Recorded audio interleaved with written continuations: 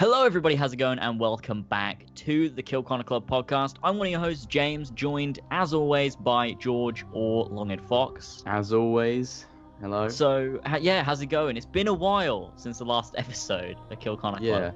It's been, you know, what have you been up to? What's going on? Well, I've been playing a lot of Assassin's. I've actually played Assassin's Creed Unity on loop for the past 3 weeks. And it's fucking mental. I've been sitting there listening to all of the soundtracks of Assassin's Creed on my big TV, drowning out every other sound of the outside world. That sounds like gold. What the Sounds fuck? like What the fuck is this? What the fuck is this? You guys start with this shit. What? Did you guys start with that? But it's not what it looks like. It's not what it looks like. You can just What's going on? Did you guys start this podcast without me? What the fuck, James? maybe just calm down. It's fine. It's fine. We can explain. We thought, you know, since you're not part of the community, I thought I'd just, you know, continue it with What? George. You thought you'd just pretend I didn't exist and move on with the podcast? Yeah.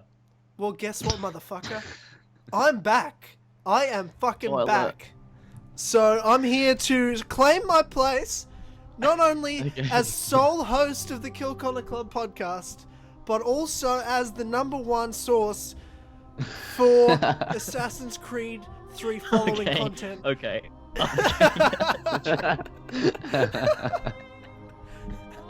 Oh god. Okay. So you motherfuckers. So welcome to the Kill Corner Club podcast. Of course, I'm joined by Tyler as always. As always.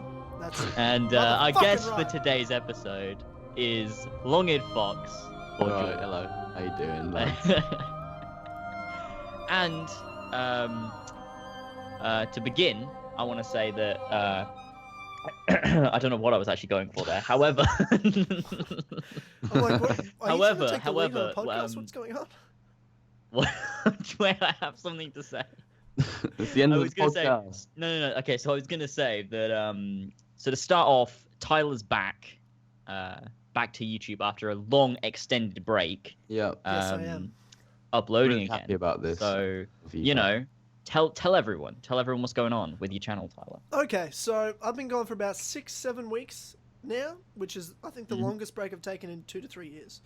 I think 2 years ago when I first moved from like out of home and shit to Melbourne, I had like an extended period because I literally had no internet. But for a lot of reasons, personal reasons, busy life, working on other side projects, haven't been doing YouTube, plus been pretty frustrated with some of the just shit we've got to do because there's been no full game this year. Like just content I've been making, I haven't been happy with it. So much needed break, and now I'm back, starting to upload again. I've just done my like welcome back video, like why I'm explaining all this shit. So if you want to know more, you can check that out.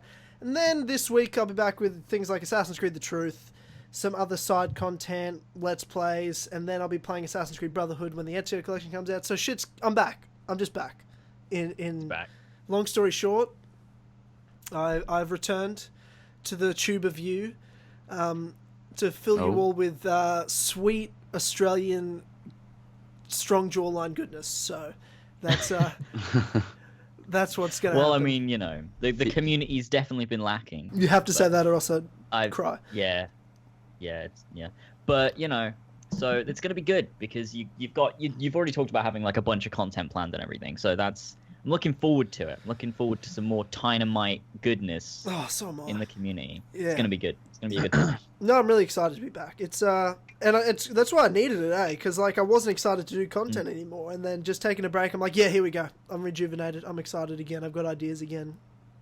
Let's do it. Plus the side web series I've been doing, cleaned out, which as well, if you want to check that out, there's videos on my channel about that. So you know, just another shameless plug. This is just the Plug Tyler shit podcast. Just everything. You opened up the waterways, mate. You opened up the waterways. I just capitalized. Yeah, well, I mean, as always, the links to both everything, as always. Tyler's channel and George's channel and everything will be in the description, along with all of my shit that's down there. It's just a big clusterfuck. Lasers Live, Lasers Plays, Horsey and Fox, Lasers. Well, like it's your Horsey and Fox. That's something Lasers Network. To talk about. Lasers Home. Udi vlogs. You know. Matthew Brown. So anyway, yeah, well, that's it for my segment. That's it. Now we go on to Tyler's work. So, Tyler, your list. The podcast that I co-host by myself. Yeah. So,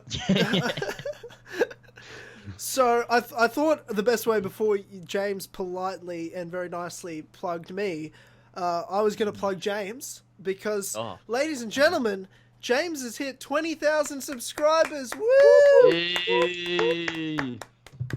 So congratulations to James. Man, holy fuck. You're at 20,000 subscribers, dude. I know, it's crazy. I honestly, I can't believe I'm still doing this podcast with someone as small as you, but, you know, I kind of have to. It's almost like I'm funnier than you and I'm a better personality, so it just makes up for it, you know. Yeah. Yeah, almost like that. You be a cunt and I'll be a cunt back. It's how it works. I'm too nice for this podcast. I just... You're a fucking asshole. It's weird. You're the biggest asshole. You're not really an asshole. I've ditched that. I'm no longer the biggest asshole. You're no longer the biggest asshole? Well, I never was, really. You just called yourself that for some reason. Ethan fucking called me, and I don't know what. That's true. I felt really attacked when he said that, actually. It still says on your YouTube banner, the biggest arsehole in the Assassin's Creed community. No, it doesn't. No, it doesn't. It hasn't updated then, because it's right. I'm looking at it right now with my eyes. I see it. No. I'm going to post this on Twitter right now if you deny it again. My the art that person made for me on Twitter does say hello, the biggest arsehole in the Assassin's Creed community here. Kind of need to keep it now because someone made art with it. Yeah. You just get rid of the word, like, go to Photoshop and get rid of the word. Yeah. Get rid of the word arsehole. No, just say, hey guys, the biggest in the Assassin's Creed community here. Yeah. That's not very nice. That's also a lie. I mean, you're an arsehole, but you're not the biggest arsehole. That's all. Exactly. Well, James is only big in terms of subscribers. Apart from that, he's like the fucking smallest kid you ever meet in your entire life. He is 1'5". I've seen newborn babies bigger than him, so there's that. Oh god! Wow. 10 minutes in, we're already into the so height. It begins. What happens when you get past an inch? What are you talking about? Oh yeah, I don't know actually. I don't fucking know what I'm about. That's ridiculous. No one's 1 inch tall. James is 1'6". That's not. What the fuck are you talking about? Wait, what? Wait, what? You just go up? What did I say before? 1'5". I mean 1'4". I didn't go up. Why would I go up? I confused. It was 1'6". I've never gone up or down. I've always said your height. It's 1'3". It's pretty standard. It's a pretty standard height for a newborn baby. Oh god. So what are we talking about? Oh yeah, I hit 20k. Yeah. I hit 20k. And, really? And there was the big video, really nice video for you. What was your reaction to that? That was fucking crazy. Oh, Did you cry? That was so good. I didn't expect. No, I didn't cry, but I mean, yeah, I cried. It was fucking great. I was so pleased with it. No, but it was so cool. I didn't expect it. Like Ethan linked it to me on Twitter, and I was like, okay. It was so crazy. Like loads of people in the community. It was just awesome. It just, our community is so great, and just the fact that people put that together, and without me knowing, even though Victor was gonna leak it to me for $100 or whatever. No, babe. Such a dickhead. And I'm just sitting there. I was never gonna do it. And I'm just sitting there like, Tyler, do you know what he's talking about? No idea what he's talking about. I have no idea. There's no secret. What's going on? Lying. All that hard work Assassin Gamer put into that, and Victor was gonna ruin it. Nah, he wasn't gonna. He said he was gonna take the money and then not tell me, because he was drunk. He was just trying to blackmail you. I was never gonna pay him in the first place. I don't just give away $100. What? Yeah, even for like some fucking stupid secret. Yeah, no, it's not worth it. But yeah, no, the video was great, and it was fucking awesome, and everyone's so great, and yeah. Gabe was in it. It was so fucking cool. Oh, it was great. Awesome. It was great. So cool. I loved it. Yeah. It was good. Still it was a good time. Still don't know who you are though, but yeah. Yeah. True. What? What? What just happened there? What? I said I still don't know who you are though. To James. You know who I am? To James. Oh, What me. the fuck are you talking about? I don't know. No, George, I don't know who you are. I have no idea. I mean, I am fucking irrelevant, so... What? More mean, relevant most- than me, you make videos. Oh, well, you're back now, so, I you am know. back now, so shut your fucking mouth, all of you. I'm the best. Oh, God. and So, then you know those... Oh, to repay our niceness and our generosity as a community, James decided to make fun of us all in his Yeah. That's true. community It was really parody. It was really, you know what? It was just cyberbullying, James, and I'm not mad. I'm just disappointed. yeah.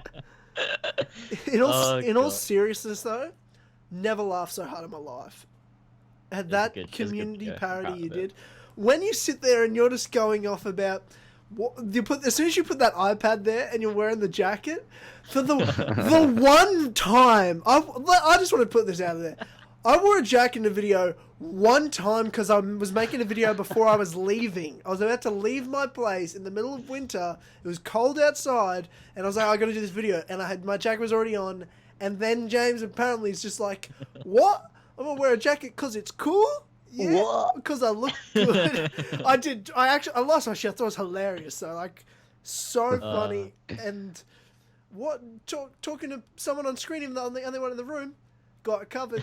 I'm like, fuck, I lost my It was shit. such a good video. It was I was so so fun. pleased with how it turned out. Like I came up with the idea for it in Ethan's. It was one of Ethan's streams, and people were just talking about stuff, and I was just like, I was making fun of people, like I do, and I was like, I just make a video where I just parody the community, and like the next day I just did it. It was just kind of like an in the moment thing, and it just turned out so well, and I honestly think it's probably like one of the best videos I've ever done. And people are like, was. make a part 2. And I'm like, how the fuck do I make a part 2? Like, what do I do in a second one? Because I kind of just did everything. Make I mean, it all maybe I about could. PR. You can parody people you Well, can you parody. full Do PPR. like I suppose I could. We could do Do like it about Andy. Luma you and do- do yeah. Andy, and then it's just a blank screen of ignoring you. and Nah, it'll be like me tweeting, no, like me tweeting him, and then just me blanking it, just like going onto my phone, scrolling through, replying to everyone, and then like seeing mine and just looking at it for a bit, and then scrolling by. Like that'd be great. Yeah, no, that'd be funny. I could do that. Yeah, there's a couple of people I could probably do. So if people did want a part 2, I could definitely probably do that at some point. And I'm sure you can make fun of all of us even more. Oh, I could. There's And plenty of stuff. I could love say. how Like, people there's- were literally there were some people offended in the comments as always. Really? Yeah. Apparently Yeah. James is a Jesus. cyberbully. People are like, I actually, like, you know, I can't believe you're doing this. Like, some of these aren't even accurate. And like people are like, I understand the other ones, but I don't think you should parody yourself. It's actually really cringy. Yeah, mean- I do want to point this out. Your parody of yourself was shit.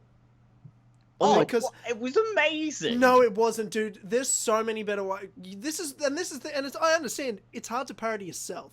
I wanted to make a parody of you right after because there's a million ways I'd fucking make fun of you, and none of them you put in your video.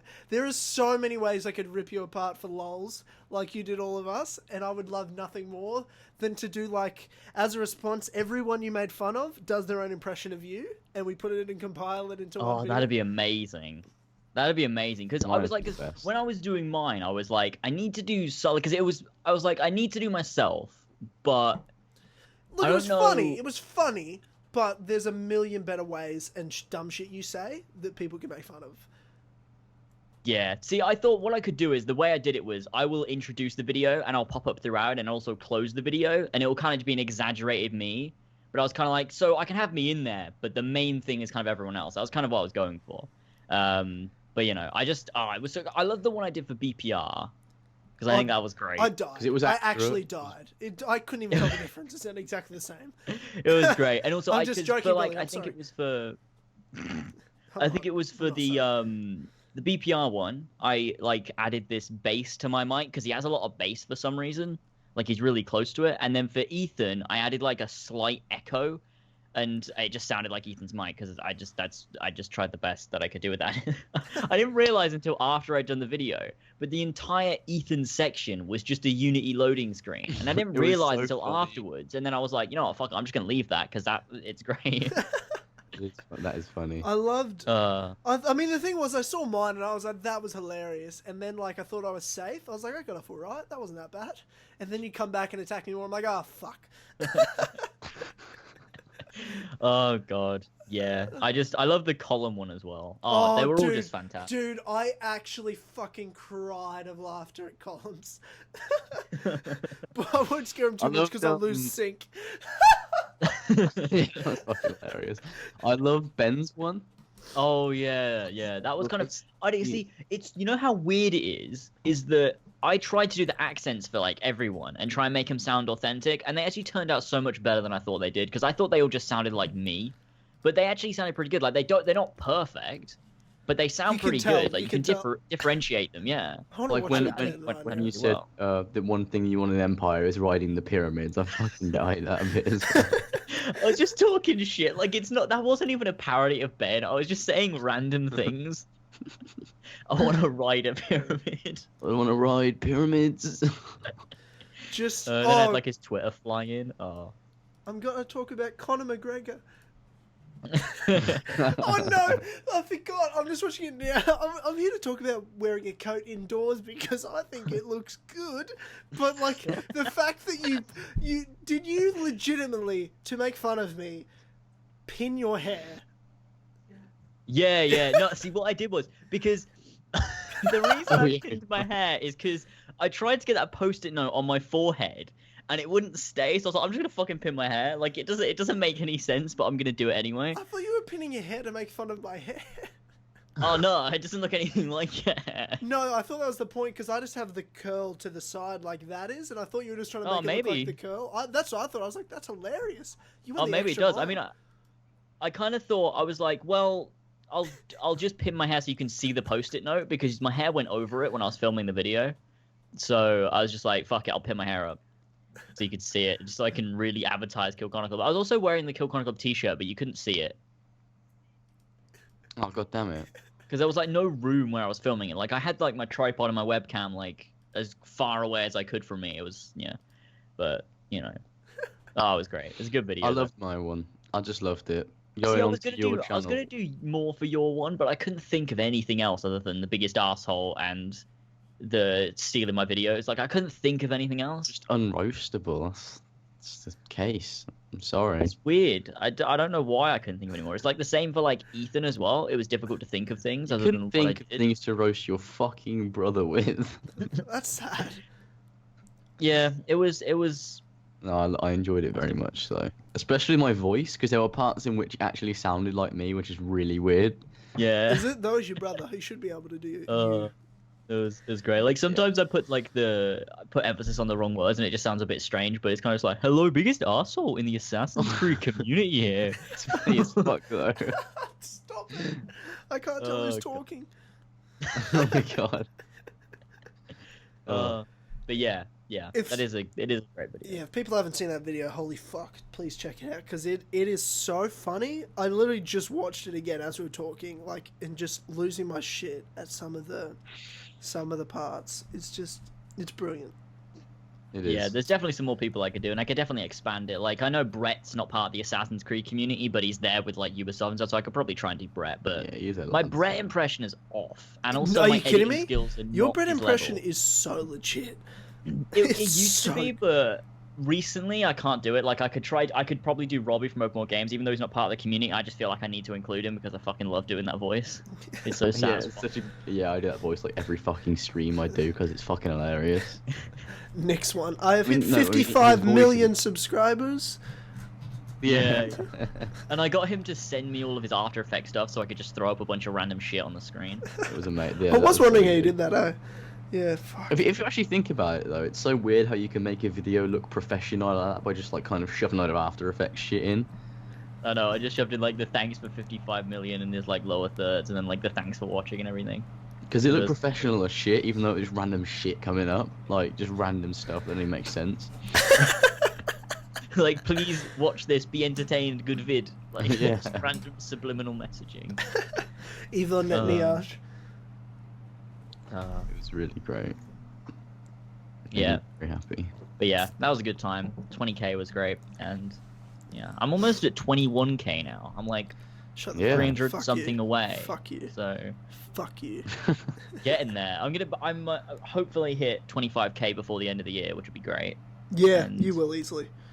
then next Yeah. year I can go 50k, and it's just gonna be mental. Like the channel's doing so well, and like, it's fucking great. It's fucking great. And then you'll So, be rolling in that YouTube money. I'll be Yeah, rolling around, boy. taking baths in it. I'm gonna make sure I get it all in $1 bills, so I can throw it around, and it looks like I have more money than I do, and it'll be great. And I'll be like, Jims, can we be friends, please? Can we please be friends? Friends? Like James, I want to be more than just a loyal subscriber. subscriber. I want to be your friend. Is that alright? Jims, can I be your friend, please? Send me Now I'm gonna Titanfall make 2 your codes. girlfriend in a forest. Woo, dick. Oh god, I really miss Horsey and Fox streams. It's been a while since we've done a Horsey and Fox stream. It's so great though. Just do Kingdom So- Hearts again, you fucks. You know, well, I mean, Kingdom Hearts 2.8 2.8, is coming yeah. out 2 months. 2 months, too and we'll be back long. to Kingdom Hearts. It's We get too Dream Drop long. Distance 0.2. It's gonna be a good time. And we should be doing 2017. Oh, you know what we should just do? We should just replay all of them where 1.5 and 2.5 comes out because they're in 60 frames per second. It's Exactly. a reason to replay all of them. Yeah. Frames per second. Just so you can put in the title Boom. 1440p, 60 FPS, Yeah, PS4, exactly. And there we go. just so you can get more views. Oh, you know, we just need to do it. I think we need to do it. I think, look, people come to the streams for banter, and people love the Kingdom Hearts streams. So I just think when 1.5, 2.5 comes out on PS4, we should just play through all the Kingdom Hearts games again. My only fear Screw it. is the last time we tried to do Kingdom Hearts 2, it failed so fucking badly, and I felt Yeah, like but- chugging water down but- my throat. But I think this time we won't be doing it level 1 this time. Also, beforehand, we'll play Kingdom Hearts 1, we'll play Chain of Memories, then we'll play 2, then we'll play Birth by Sleep, and with Birth by Sleep as well, We can finish because it. we can actually finish it this time, like we Yeah. did last time because the emulator crashed. We can do all the bonus bosses and stuff, so we can actually fully do Birth by Sleep this Oh time. god, the Birth by And then Sleep story. we can No. redo 2, we can do all the data battles again, we can do Lingering Will again, No. and it'll just be amazing. Then and we Dream can stay Drop up Distance. 15 hours. Then Oh yeah, yeah. 0.2, We'll redo them all again. 0.2 Fragmented Oh. Passage. Oh, it's gonna be amazing. The Road to Kingdom Hearts 3. When Kingdom Yeah. Hearts 3 comes out, Oh, Horsey and Fox is gonna be just. It's gonna blow up. I mean, gonna be 2017 is the year of Kingdom Hearts 3 news, so we're gonna get so. Oh, we're gonna get tons of Kingdom Hearts 3 news. But you know, speaking of Kingdom Hearts, Are we going to go to this already? Great. Are we going to go to Kingdom Hearts already? yes, yeah, okay, let's do it. Let's skip just the do whole. it. Yeah, okay, we'll go to Kingdom Hearts. Let's do We it. can go back. up Let's the list. just fuck Tyler's list up and order that he has it, because okay, sure, it's almost like we share the podcast. Fuck, okay. Okay, But well- yeah, in terms of Kingdom Hearts 3 stuff, next year. See, I did think we'd be getting Kingdom Hearts 3 next year, but now I kind of don't think we're going to be getting the game next Really? year. Do I you- think 2018. I think 2018 is promising because they've already said 2017 is the year of Kingdom Hearts 3 news. We're getting 2.8, we're getting 1.5, 2.5, and it's also the 15th anniversary of Kingdom Hearts is next year. So This- if we don't get Kingdom Hearts 3 in 2017 and we get it in 2018, that means it's been 13 years since Kingdom Hearts 2. Correct. What the fuck? No, 12 years. Jesus. Came out in 2006. On my did it come out birthday. in On my 2005 in birthday in Japan? 2006. Yeah, Japan it was my was 11th 2005. birthday. Kingdom Hearts 2 came out on my 11th birthday. That was my birthday present. When I Oh, turned that's 11. I'm 21 right now. What the Jeez. fuck? Jesus. That's fucked. Well, you know, to fill your time, you can play Chain of Memories Again. and Birth by Sleep Dude, because you haven't played Dude. those. Dude, I cannot tell you how fucking excited I was when I found out 1.5 and 2.5 would come to PlayStation 4. I almost cried like a baby. I can't remember being that happy. Just knowing one of my favorite games of all time, Kingdom Hearts 1, I can play it again. I can play Birth by Sleep for the first time and Chain of Memories for the first time. And sure, there's Kingdom Hearts 2's there. I love that game. That's in there. Like, oh my god. Oh my god. I am so excited. And by then, Oh, you can just play them all again. by then I'll have I know, I'm 2.8 hyped as as well. well. I will have played 0.2 Fragmented Passage. I will have played Dream Drop Distance again. Like, next year's the year for Kingdom Hearts, and it's funny that you mentioned, James, that you thought it was coming out in 2017, Kingdom Hearts 3, and now you changed your mind. I feel like now, more than ever, Kingdom Hearts 3 is going to come out next year rather than 2018 because Really? They're putting 2.5 and 1.5 out. They've had their opportunity for the past 2 years to do that. They're doing it now after 2.8. Like, they're going like, buy all this now, and at the end of the year, Kingdom Hearts 3 is coming out. Ooh, true. They could do. The thing is, they've also released they released screenshots of, what was it, Mount Olympus, where you've got like the drive form, the guard form, and what's the other one? There's another form that they released. It's like an attack one where he's got a massive hammer. Power form, that's what it's called. And that looks fucking awesome. They're showing off the forms and stuff. It's just, to me, I feel like Kingdom Hearts 3 is still like, to me, like there's nothing that's indicated to me like it's finishing or nearing kind of completion. Like it feels like it's still like they're still kind of mid development. Like that's what it feels like to me. Yeah. But I mean, it's still possible. Like we won't know because they didn't show any Kingdom Hearts 3 last year at E3 or anything. And they've said we're getting more Kingdom Hearts 3 news starting this winter. So that's any time between like December and like March, really. So, you know, we've just kind of got to wait, and hopefully they'll give us something. Maybe the next Kingdom Hearts 3 trailer we get is going to be fucking amazing, because the last one we got was such a long time ago. It's been like almost 2 years now since the last Kingdom Hearts 3 trailer. So, it's going to be crazy. I can't wait to hear all the news and stuff. And like, I think once we start getting the news, we'll kind of get an indication as to how far in development they are and how close they are to completion. Because we already know that the English voice actors are recording stuff. We've got like a bunch of screenshots and stuff. Like, it's just, I can't wait to find out more about it and see where they are in terms of development. Because Kingdom Hearts 3, it's going to be great. Look, I don't care when it comes out, because I can wait. Shut the fuck up. You don't know what waiting is. You don't fucking know what waiting is. I haven't needed to wait for the game, and I've only recently started playing it. But I can wait for it, considering, you know, I kind of have to. But correct. But I don't care when it comes. I don't care when it comes out, because I know it's gonna be fucking amazing regardless. Yeah, I'll wait as long as it takes, because when it comes out, it's gonna be so good. At least we like, know it's that. Just gonna we be know so we good. know it'll be amazing. Like, we know. Oh, definitely. It's Kingdom Hearts. They're all amazing always. Oh, Exactly. Kingdom Hearts. I just love it. I'm gonna be real with you guys right now. It better be the best game I've ever played in my entire life, or it's not worth the wait. I've waited. Kingdom Hearts 2 was on my 11th birthday. I'm 21, and it's not even got a release date yet. Oh no. Well, I mean, it's I think regardless of how good it is in hindsight, when I first play it, I think it'll be the best game I've ever played, because that's every game I play ever is the best game I've ever played as soon as I play it. Assassin's Creed, right? So, Syndicate. You know, but I mean, regardless, I think it's going to be amazing. It'll definitely, I hope anyways, I think it'll be in my top 5 games of all time when I finished it. God, I hope Yeah. I hope. God, I hope so. Because, I hope it's the greatest game I've ever played. I hope it is. It should fucking be. Oh, beat Skyrim. That's hard, but it's possible. It's Kingdom Hearts, it's possible. Kingdom Hearts 1's in my top 5 already. Yeah. Well, only time will tell. And next year we're gonna get loads of Kingdom Hearts 3 information, so that's gonna be exciting. And God damn it. I can't wait. I just can't wait. Do you know what I'm looking for? Other than, like, I'm excited for so excited for 2.8. Like, that's gonna be amazing. I'm so excited to play Dream Drop Distance in full HD on a console.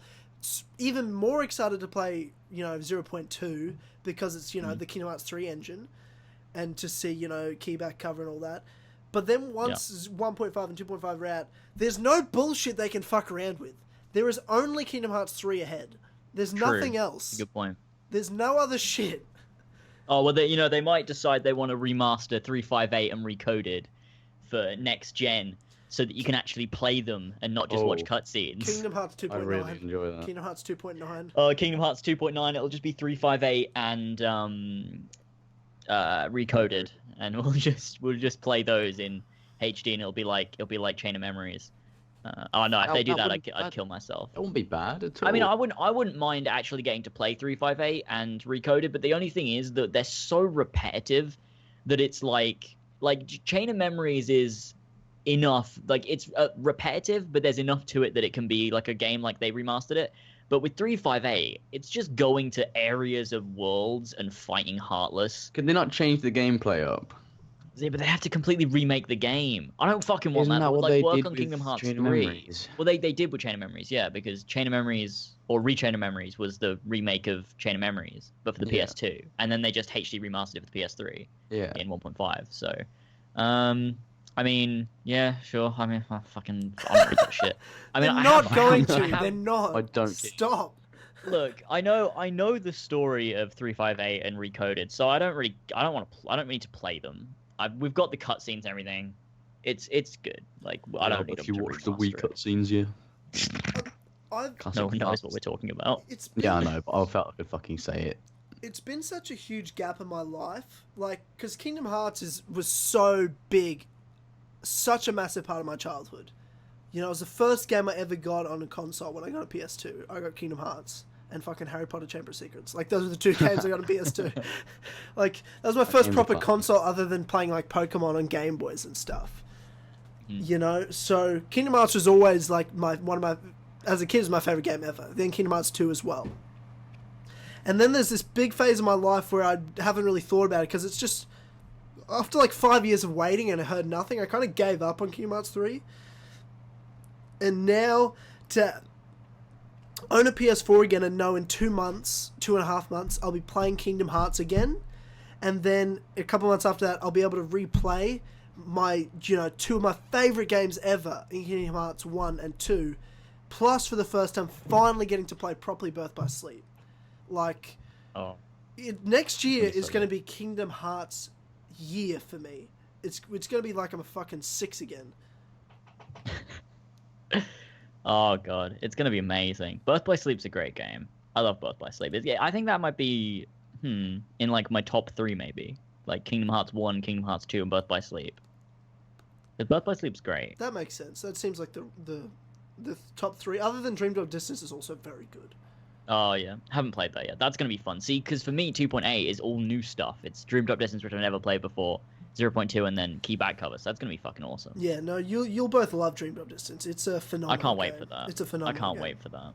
It's gonna be great. And like talking about Birth by Sleep's a great game, and then Chain of Memories. See, the reason I love Chain of Memories so much is I didn't like it at first, but the reason I love it so much now is because of the Horsey and Fox streams just made it so fun. It was so good playing that on Horsey and Fox. Horsey the and amount Cox. of fucking banter that we had. Yeah. Oh, that was the first and only Horsey and Cox stream was Chain of Memories. Yeah, that's Horsey true. and Cox, what the fuck? That was that was my idea, but yeah. yeah, that was great. That's a good idea. That was great. That was a good stream. And then fucking hell. And then we did and then we finished Chain of Memories on Horsey and Fox and did the whole welcome to hell meme that is now a thing, and it's just a great time doing all the Kingdom Hearts games on Horsey and Fox. Oh, are you ready for this? That was Chain of Memories as well. Elf. Yeah, it was. Elf was Chain of Memories as well. Oh yes, it was Elf. They were all Wait, Chain of Memories was just. What did we call Donald and we called Goofy Don Jeff? and Jeff. Don and Jeff. Oh, classic. Oh, I can't wait to play Chain of Memories again now. It's going to be so good. It's the nostalgia from those streams, even though it was a couple of months ago, it's going to be great. We should do the Riku bits as well.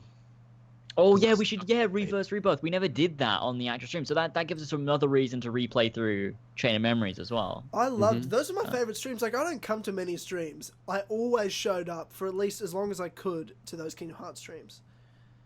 Oh, they were so good. They were great. That was like the high point of Horsey and Fox. Oh, that's really fucking sad, James. Yeah, we went through a bit of a low like a couple of months ago where we just didn't know what the fuck we were doing. And the oh god, that was a bit shit with The Witcher and stuff. Yeah, it was a bit and Mass Effect. That was a bit off, but I think we're back into the swing of things now. I think we got this good. Mafia 3. I mean, that's good. Mafia 3. Yeah, we got Mafia 3. Arkham. We'll be doing Arkham City from Return to Arkham as the next Saturday stream, and then.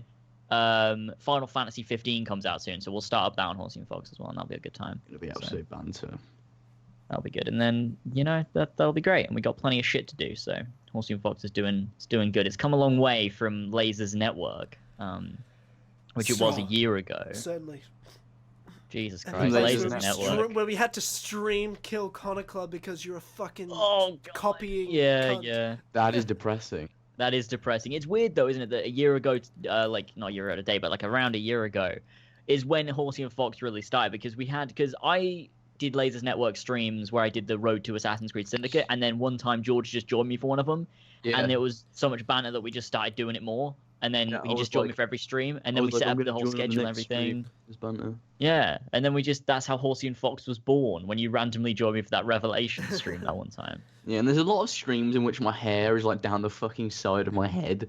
Yes. Like, it's so Really weird. My hair was long. so long that it went to like my chin or some fucking That shit. was fucking mental on the Kingdom Hearts 2 streams where it just Yeah. looked really depressed. I just looked depressed, homeless, like a fucking lead singer of an emo band. Oh, it's great. It was amazing. But yeah, Horsey and Fox, Kingdom Hearts, good stuff. It's Good, great. good. Amazing stuff. If you guys Yeah, had well- to, if you guys had to right now, from what we know now that we 2.8 is coming out in January of 2017, Mhm. in March 1.5, 2.5 being re-released on PS4. Yep. When is Kingdom Hearts 3 coming out, James?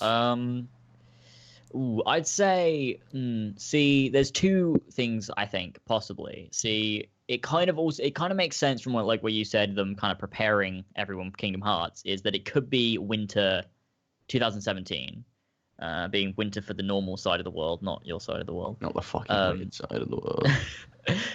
Shut your fucking And mouth, then, and then also I think it could be 2018 as well. I don't know. See, it's difficult to tell because it does make sense for it to be 2017. I always thought it was going to be 2017. It just felt right, but I mean, they've still got a whole year. I just feel like they would have said more. Like, it's Kingdom Hearts 3. Like, surely they would say more about the game leading up to the release. Like, if it's coming out next year, I just feel like we would have had more trailers and more talking about it. I mean, they've already said that next year they're going to talk loads about it. So, I mean, that could definitely prepare us for it. And it is a whole year.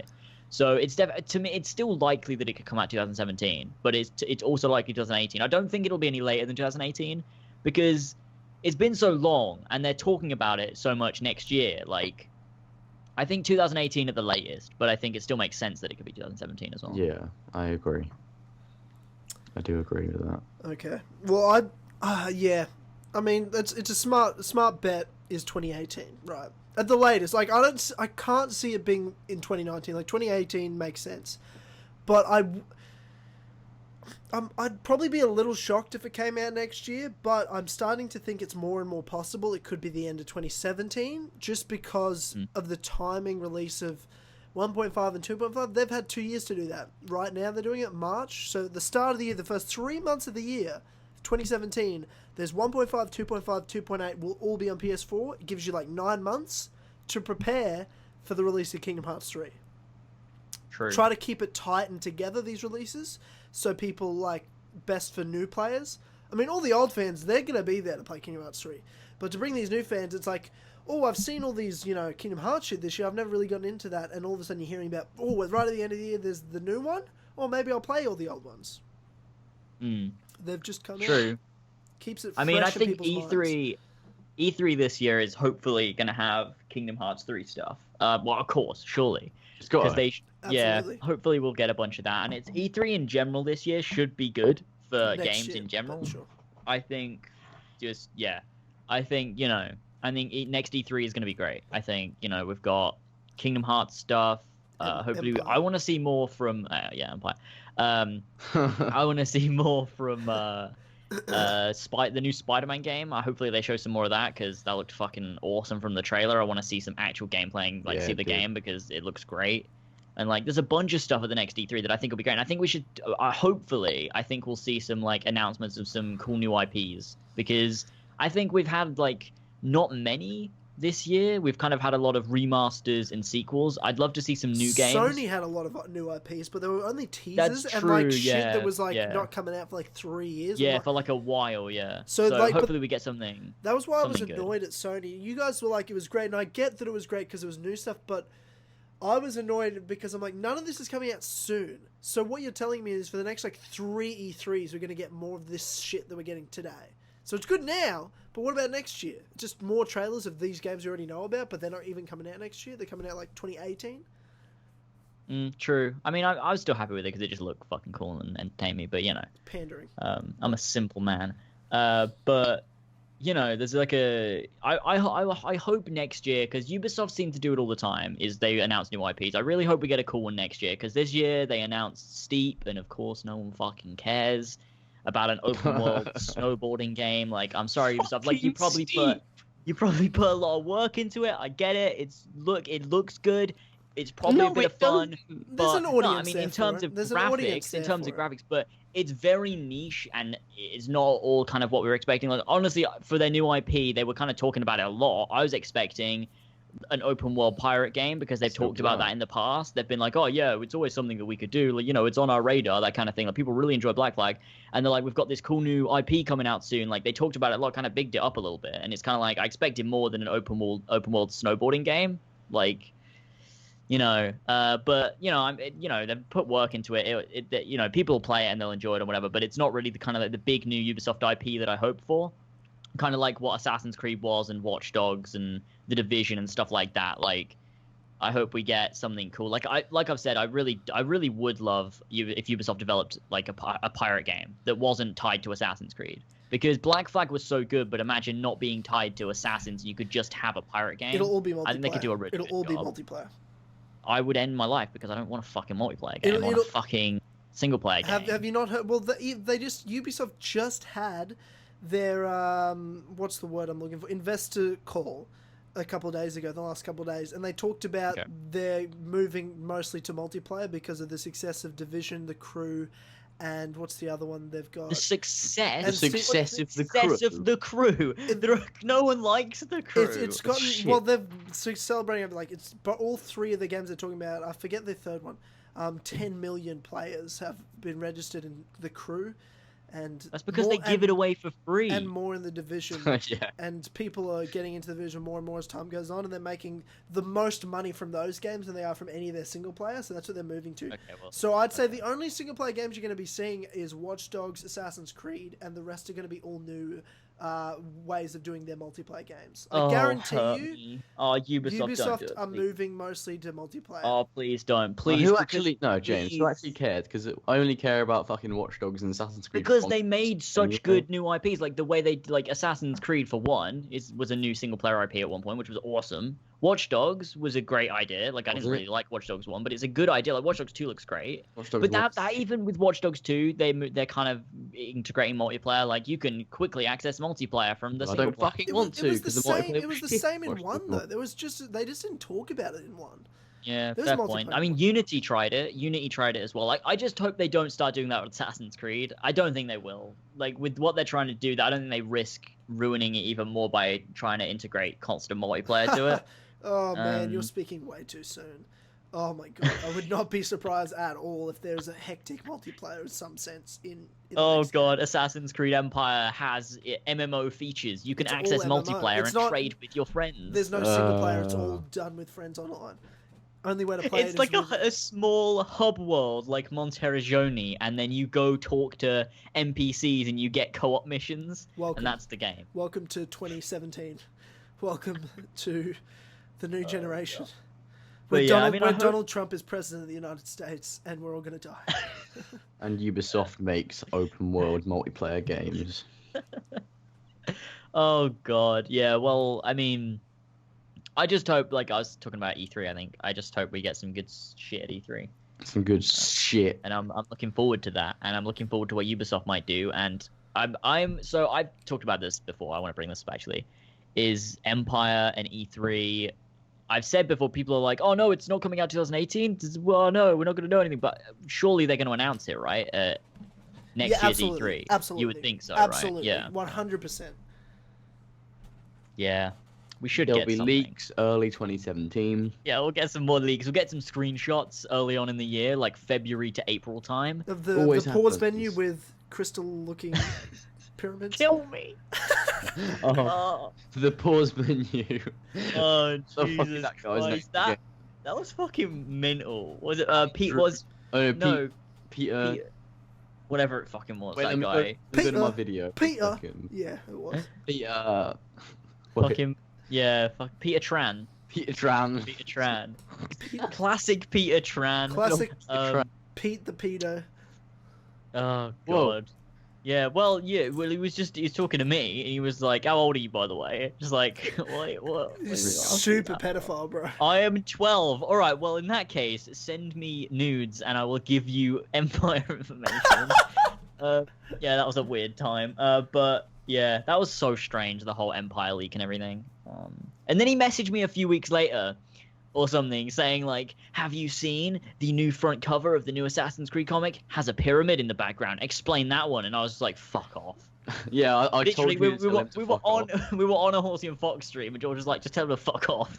Yeah. So I did. I just told him to fuck off, and then he hasn't messaged me since. So that's a thing. But Oh. Classic, but yeah, that was Classic. fucking mental. Classic Pete the Peter. Yeah. The Play-Doh. But I do hope that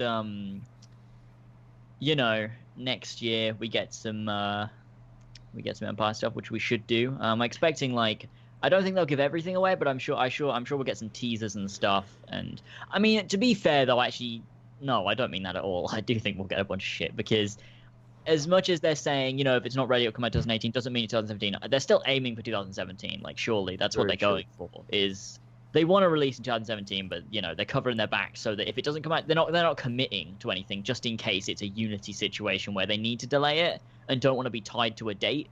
So you know, that's what's going on. And I think we'll get leaks early next year, because we always get leaks for Assassin's Creed. Like, you know, it just happens. And then, you know, we'll get a trailer. Maybe they'll announce it before E3, or maybe they'll save it for E3. Who knows? To me, since they've left such a huge gap between Assassin's Creed, and the word huge is, you know, in terms of Ubisoft. It's been a while since they're not the last Assassin's Creed, so I feel like they would save it for E3, so it can kind of be like their main thing of like the E3 show, because, you know, they're like, shit, well, we have VR Star Trek and an open world snowboarding game. We need something that people actually want to play, and they'll have Assassin's Creed there, and they can show it off and be like, look, guys, we have a new Assassin's Creed game. And it's all in VR and MMO multiplayer. It's an MMO VR game, guys. It's gonna be great. Revolutionary. Yeah, and of course we can't forget Eagle Flight VR, which is going to be you know, the best game of 2000 and whatever. Is it out yet? Yeah, it's out. No. It's out, I believe, on one of the VR systems, but it's not out until mid-November for PS4. Okay, fair enough. I'm not going to play it, but no, nobody's going to fucking play it. I mean, if I had VR, I'd play it. Code, yeah. Send me a code, yeah. I'll play it. I'll buy VR. Ubisoft aren't sending you shit, bro. Just calm down. Nah, Ubisoft don't like me. They're ignoring all of my emails. They unfollowed you on Twitter. At this point, I'm just Ubisoft UK unfollowed me on Twitter. Did they really? But yeah, they did. Did they actually? But yeah, no, they did. I don't know when they did it. It might have been like years ago, because they followed me in 2013, so they might have unfollowed me for a while. I just didn't notice until the person that runs the Twitter went onto your fucking account and clicked the unfollow button. Yeah, well, I'm pretty sure Andy runs the account, so I mean, I understand why. But what do you mean? Well, I mean, he's the community guy from the UK, so no, he's not. No, he doesn't. No, because Gabe ran the Assassin's Creed Twitter, didn't he? But when that first became a thing, yeah, now Andy runs that. Oh god. Ubisoft UK is run by people in Ubisoft in the UK. They have a studio there, or an office there, not a studio. Well, I hope so. I don't understand why they dislike it. They ignore all my stuff, so they ignore my DMs. So I've taken to just like messaging them and stuff. I just messaged them. I messaged them a big long message talking about the Ezio collection, asking for you to review copy. They didn't even say no. They just didn't reply. And then I replied to my message with cough cough. And then a couple of days later, I replied with nudges desperately. And I'm just gonna keep doing that. That's super unprofessional and never gonna help. Well, you know, I don't really care. They're not gonna reply anyway, so I'm just gonna. Someone said they got a reply straight away when they messaged him on Facebook. Yeah, I tried messaging them on Facebook. I'm gonna see if I get a reply, but you know. Should I try messaging them asking for someone and see if they reply on Twitter? I just don't even care at this point. And then if they reply to me, then we know who runs the fucking Twitter. Do you know what the thing is? I don't even care. Like, I actually don't care about getting games for free. Like, I don't care Altair about paying for games. Like, I'm fine with paying for games. It's just, I just feel a bit weird when they don't acknowledge me at all. I'm kind of like, guys, I've been making Assassin's Creed content for 5 years now. I'm kind of, you know, I'm here. Yes, please acknowledge me. Like, I don't care about paying for games. I just would like to be acknowledged. it's that's kind of what it is. It but makes sense. It makes sense. I get it. I agree. But yeah. You should be. It's bullshit. But whatever. I'll deal with it. It's fine. I'll keep making my Empire speculation and ending my life. Keep soon, selling them because I don't- copies and. Yeah, I'll keep selling copies of games and defending Yeah. that the Ezio collection's worth the money, even though people say it's not. But I think And- it's... I'm not paying Well, for I it. partially agree that I'm it's not- not worth the money, I'm but not paying for it. I'm not fucking paying for that shit. I'd like to thank. Well, even though Ubisoft UK may not talk to you, but the lovely people at Ubisoft Australia, Oh, they're lovely. They're lovely blokes. They are. just a bunch of lads, just a bunch of good They're Aussie lovely. blokes over there. Chicken I can sandwich. imagine they're just like sitting there like, our Ubisoft studio is irrelevant, just drinking beer, messaging you like, want a game? Because we can give you a game, mate. We can give it to you. Chuck a game on the Barbie. Ubisoft. Chuck a Ubisoft fucking game on the Barbie, mate. G'day, mate. I am Australian YouTuber. Chuck a review copy on the Barbie, please. Thanks, mate. That's me pretending to be Australian to get a free copy. Yeah. And then they send it to an Australian address and you don't get it. Oh, God. They're so lovely there. They always reply to me, even if they don't give me games. They'll always reply. They'll acknowledge me. Yeah, I don't get I'm it. sorry, but we cannot give you this game right now. I'll just have like weird conversations, like weird because it's a company account and it just says you're chatting to Ubisoft Australia, but it's just like, how's it going, Tyler? I'm like, good. Hey, how How you are doing? you? You having a good day? How's Yeah. your wife and kids? Like that's some of the conversations, so it's funny. Oh, God, that's It's great. amazing. They're so lovely. But, one day, Ubisoft will acknowledge I exist. No, I And doubt on it. that day, I doubt it. it'll be great. It's like no, they I get won't. invited to Ubisoft and I'm like, guys, James? Lasers? They're like, I don't know who that is. I'm like, what the fuck are you talking about? Like, they just totally pretend you don't exist. Like, straight to Oh, my face. They're God. like, what are you talking about, Tyler? And I'll, like, go on YouTube. Then they're like, I really love your Kill Connor Club podcast, Tyler. You're really good. You ever thought of getting a co-host? Because I think that'd be great. And I'll be like, I got a co-host. And, like, I get there and they show me that you don't exist. It's like fucking that Jodie Foster movie on the plane or whatever. And, like, her daughter gets kidnapped. And they convince her that she's insane and her daughter doesn't exist. And she's Wow. like, what the fuck? And so I get there and I'm using their Wi-Fi. And their Wi-Fi has all your name and accounts, like, not acknowledging. So, like, I try to YouTube, like, Google you and look you up on YouTube. And your channel's on there. And they're like, Tyler, are you alright? I'm like, what do you mean? Where's James's channel? They're like, James, What are you talking James doesn't about? exist. And I'm like, what? And this whole Uh. podcast has been made up, and I just talk to myself and have like a split personality that I talk to and acknowledge, and he's British, and I just do tap water, bit of tap water, bit of tap water. Oh, that'd be a weird case of fucking being schizophrenic. I is believe it though. being British and What I having find weird banter with was- your British self. That you made your actual self, like your physical self, the co-host, like the kind of, like, What? I don't know what the fuck I'm on about. You know what? I actually don't fucking know. I'm gonna just That was mute weird. my mic. That was a weird time. What the fuck happened I there? don't fucking know. I don't know. Just But yeah, after a I bit mean, of tap water in the batter. next year I'm gonna overtake Luma, which is a good time, but it's also quite a sad time because I love Luma and I feel bad. No, James, I'd You feel know, pretty shut the fuck up. uncomfortable You don't feel bad overtaking at it. all. Look, honestly, I do feel a little bit uncomfortable overtaking Luma, but it'll be fine. Don't worry about it. No, you don't. What I are you don't- laughing about? Sorry, I don't feel comfortable doing fucking that. Humble Well, brag. that was brutal. That was a humble brag right there. Oh, I feel so bad for overtaking the #1 Assassin's Creed YouTube. I feel just so bad. Fucking humble brag right there. Is he number one? No, I did no, but I do. I don't wanna overtake Luma. Like, I get that he doesn't do the same content as us that he used to, so we're kind of different channels now at this point, because he does do his Assassin's Creed stuff for the community and that kind of stuff. I don't think he's bothered about numbers anymore at this point, because I think he's just kind of doing his own thing, which is cool. But the thing is, it's like when the Creed was overtaking people, like everyone's spamming like, oh yeah, fuck LongEaredFox, fuck Fishy, Yeah. Creed. All you gotta do is take out lasers now, and like people are gonna like my subscribers, who I'm not affiliated with at all, will probably go over to Luma Street as well. Lasers overtook you. How'd you feel, faggot? And it's I like, know. Jesus, guys, let's relax. Please stop being so aggressive. It's like someone commenting like, why do people think we care? Like, they think we hate each other or something because of that. Like, what? It doesn't make sense. Like, I don't give a shit about comparing my subscribers to either of you. I don't care. I don't care Altair about that. Like, I like seeing my own numbers grow, but there's no comparison I have to other people, especially ones I'm friends with. If George overtook me tomorrow, I'd be so fucking stoked for him, because it has no effect on me.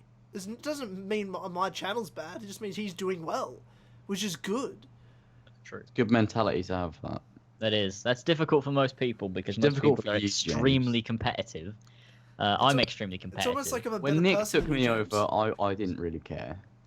It doesn't cared mean at first, like it doesn't mean I hate them though. Like I don't hate well Nick didn't overtake me, but if he did overtake me, I don't hate Nick.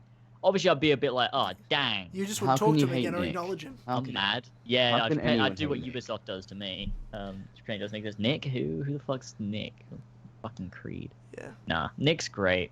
Nick's a great, sweet lad. He fits in with our side of the community really well, and also blends with the other community nicely. Yeah. But at heart, he's one of us. He'd be a good community ambassador. One of us. And the ones who came before. Yeah. But not too much. I love how on that video, I love how everyone had a little tagline, and Cole's was like Ubisoft ambassador, community leader, star player, and admin on the ones who came before, but it like went off the screen because there was too much shit, so I just let it go off the screen. Hey, so I'm here with my good friend Colin from the ones who came before. Let's tell us a bit about yourself. Is that that's the memory corridor? Star player, and also I'm an Assassin's Creed community leader. You go so fucking retarded. Oh, okay. So let's get on with the fucking podcast. What even is well, I mean, that? George talks more shit than I do. Actually, I've toned it down. He's just doing. I'm a nice person. I'm a nice member of the community. I'm nicer than Luma. That's blasphemy. No. Don't ever talk shit about No Luma one's again. nicer than fucking Luma. He's literally a saint sent from nicer heaven. than Luma. He's literally sent from heaven. An angel. He's so nice. How could anyone talk shit about Luma? He's such a nice person. Yeah. I could have just imagine people hating on him and oh no, Luma. He's so I feel like I need to protect him. Like if if someone hated on Luma, like I would go to their fucking house and find them. Like in all seriousness, I will fucking find you. And end your life. I just find it really annoying people go up to Luma streams and just troll the chat on purpose. And they're like from us, and they'll be like talking about us, like oh, it's annoying. Like, oh, I can't stand the admins on Luma's chat, so I'm gonna go into the chat and talk shit about it. Just don't watch the streams. Like, it just gets a bit out of hand, you know, with like Amir and Abdullah and I'm naming names now. And fucking Lydia. Lydia? No, I don't know what I said. Sean Murray 2.0 and Lucas. You might be able to, yes. Every penis procedural. Classic Sean Murray. Oh, it was on a Horsey and Fox stream. We read out a Sean Murray fan fiction. Oh god. It was incredible. It was fucking incredible. The entire thing was just satirically mocking Sean Murray, and it was just amazing. It was so good. That's brilliant. Oh, it was a good time. We also read out a bunch of Assassin's Creed fan fictions where it was like, you know, every single assassin with a person, and it was a bit fucking weird, but you know, it was a good time. Oh yeah, like Jacob Fry X Reader. Oh god, yeah, what a good time that was. Oh, no. He had like Connor, who was fumbling around and being a knob. Oh god. Being a nobat, a nobat. Being a nobat. So in terms of the list, what have we covered and what do we have left? Well, we have plenty left, but we kind of skimmed over a lot. If we want to jump back to Kingdom Hearts real quick, because there's one last thing we didn't talk about. Because we talked about 1.5, 2.5, we talked about Kingdom Hearts 3 when we think it might be coming out. But did you guys watch the prologue trailer for 0.2? The prologue? You mean the intro cutscene for 0.2? The intro cutscene. Yes. Yeah. What did you guys think of that beautiful cutscene? It was so fucking good. It was so good. The full music as well that they use in the trailer, like the new simple and clean, what's it called, Ray of Light for 0.2, sounds so fucking good because it's like simple and clean, but then it sounds new, and it's just so fucking good. And then we've got like the visuals. The visuals look so good. Like the fucking CGI just looks so fucking incredible. So clean and just like, oh, it's so good. I just love in those cinematic cutscenes. I love the way they portray the story in like this abstract kind of tied up in a nice kind of little ribbon kind of way, like where it's just so good, like how they did like everything happened in Birth by Sleep, like the whole, you know, Aqua fighting Vanitas, Vanitas. But it was Ventus kind of thing, and then like Xehanort, Terra. Yeah. It's just so fucking cool, like the Keyblade graveyard and everything, and then right at the very end when you see Sora's hand. Oh, that bit. Oh, like, fuck. Sora. It was so good. Like it's so great. I fucking love Sora so much. Jesus Christ. I love Sora's hand. It was just so beautiful. It was so fucking beautiful. It gets me hyped for what we're gonna see from Kingdom Hearts 3 in terms of an intro, because it's gonna recap everything from KH1 through like Chain of Memories 2. Dream Drop Distance, Recoded, everything. It's going to recap everything up to Kingdom Hearts 3. And hopefully, surely, we'll get some new music like Simple and Clean and Sanctuary, and we'll get a Kingdom Hearts 3 one. And it'll be fucking gorgeous, and the whole thing's going to be beautiful, and oh my god, it's going to be so good. I can't wait till that happens. That day, it's going to be so great. That's why I love so much the bloody, like, Sora as a character. Because you look at the whole landscape of Kingdom Hearts, and the fact that you've got such, you know, stereotypical, like, really awesome, powerful leading men and women in, you know, Aqua, Riku, you know, Terra, and Ventus. They're these strong characters that could lead a game, and in this world of, you know, light and dark, they should be the big heroes that save the day. But it's not. It's just the dude that's the nicest, the most caring person. And, you know, it's Kingdom Hearts, the person, and so, you know, in a cliche sense, the guy with the biggest heart, Sora, is just the chosen one of all of them, that, you know, that's been set up to, you know, save the day for the light and lead it. You know, he doesn't always, and that's why he's such a great character, because he's not always, like, in the lead, in terms of, you'll see in some ways in Dream Drop Distance, he's not always, like, the best at everything, but he's the one that, you know, unites everyone together because of just who he is. Not any particularly him going out and be like, I've got to, you know, get everyone together because we've got to fight the guy, you know, the Vessels of Darkness, 13 Vessels of Darkness and the 7 Vessels of Light and all that shit. It's, they just, you know, magnetize towards him because of who he is as a character in that world. They all are, like, just based on the actions he does, you know, just trying to do the right thing, all those characters kind of just end up going towards him.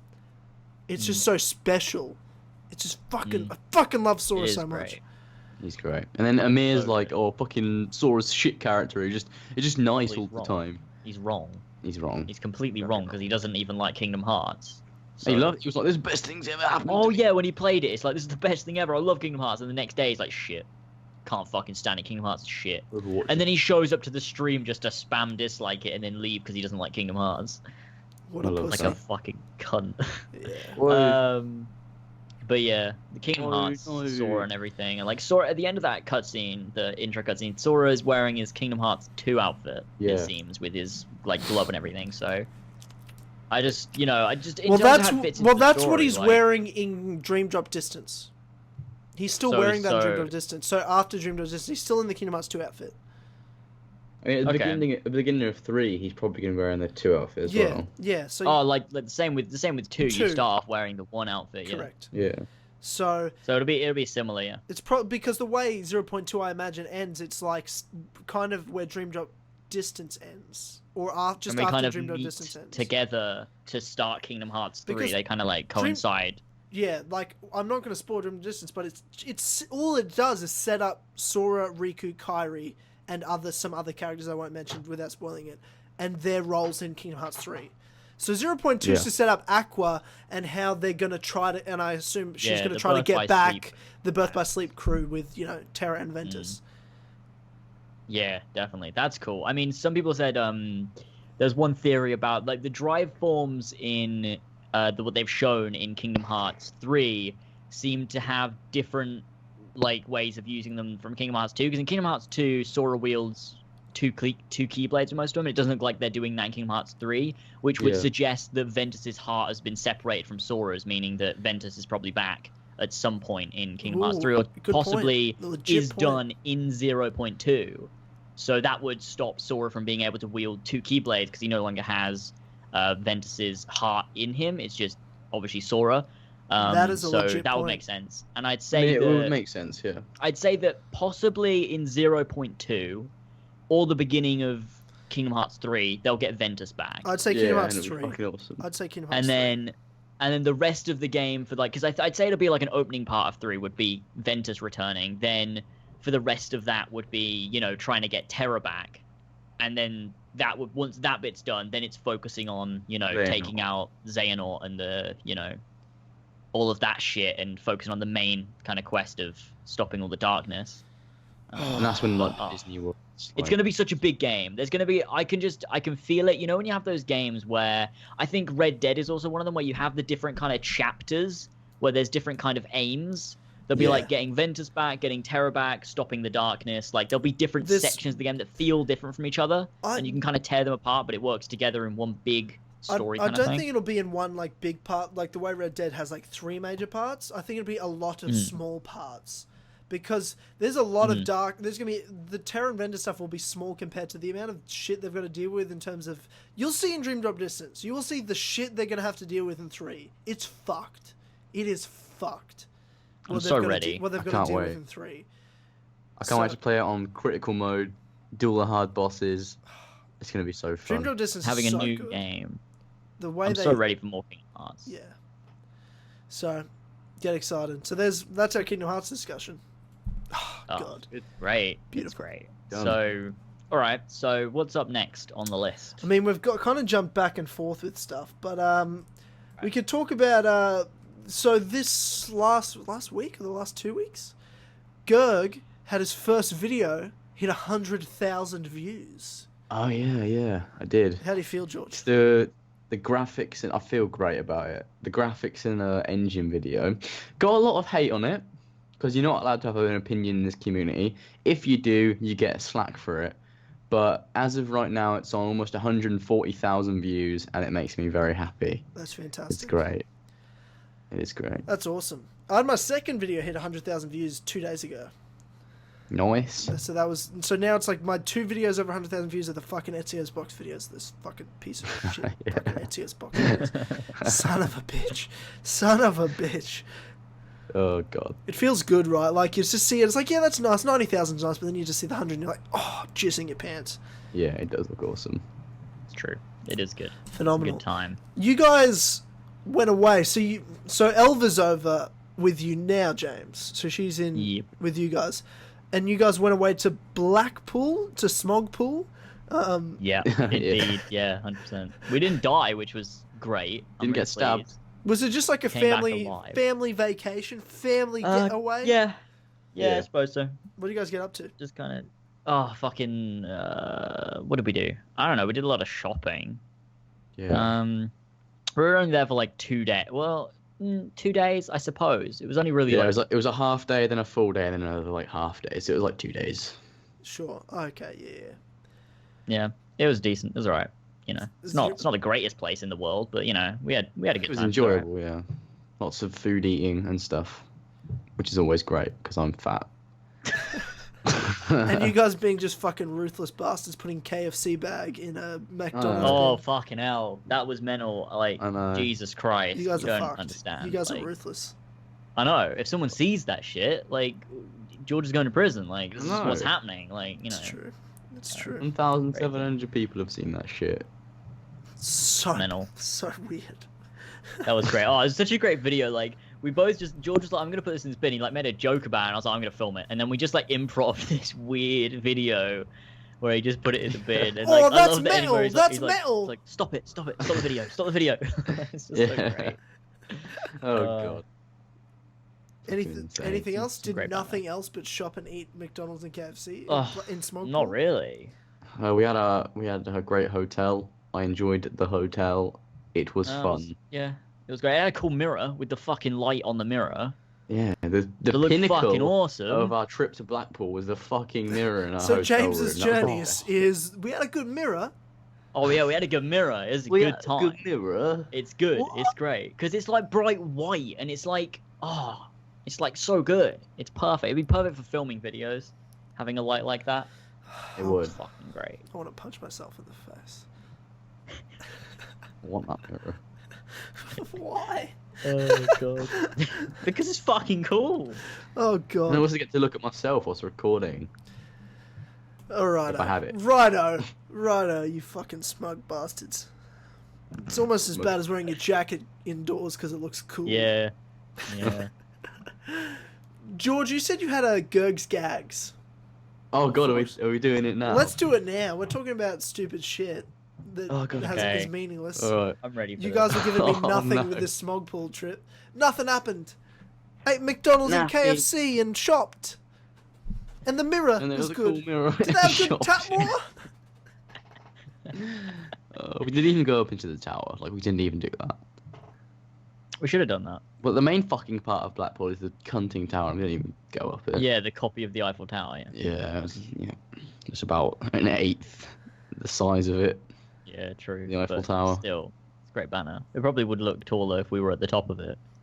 Yeah, no, it probably actually. But you wouldn't be able to see terrifying. down because there's all the smog covering the town. Yeah, we wouldn't be able to see anything. And all It'd the be dead fucking, bodies like, that worse litter than the like ground.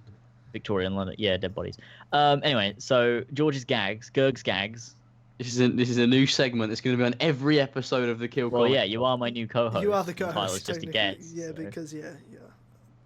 I mean, it's very long-winded, and I don't remember a lot of it. Well.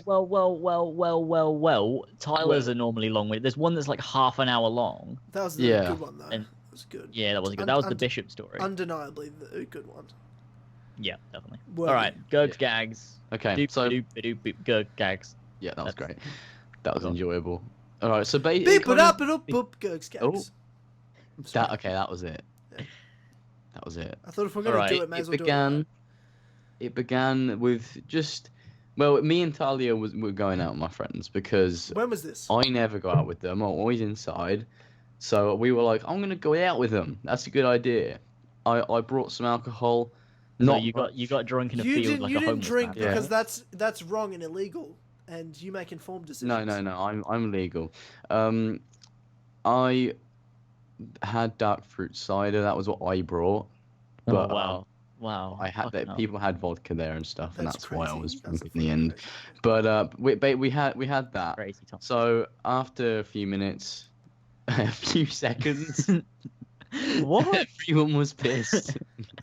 Let me guess. You guys all had one drink and you guys were fucked. Actually, I've got to tell you something that happened before me and Talia got there. I mean, because everyone went out about 3. They were out for like hours and hours and hours. But this Where guy, are I'll you? What do you call mean it, by out? When you say like we went out, what does that mean? just walking around, really, What the like a bunch of fuck? fucktards. What the fuck is wrong Um, with you guys? You went out. You just walked around. What the fuck is wrong with you? Walked around, What the fuck Exactly. is that? What the fuck are you? What the fuck are you gonna So do? fun. like sat in a field Time. or something. What the fuck? Wait, I just got and got food and Let's stuff. just- I've got to let's tell go you. through. Basically, before I went out, there was this guy. What should we call him? I don't want to name him because it's an embarrassing John. thing. His call name him was John, Sean right. Hastings. Sean Hastings. Okay, Right, Sean. This is the Sean Hastings story. Go. So Sean Hastings was drinking before everyone went out, and basically this what, my at other 3? my other friend went, 3? At 3 in the afternoon? yeah, my other friend went Okay. to his house and cracked open the bottle of vodka like early on. So they started drinking that, and then they both went out a bit tipsy, and then later on they had a bit of whiskey, they had some beer and some more vodka, and Sean Hastings could not handle this. So Sean Hastings threw up twice and pissed himself.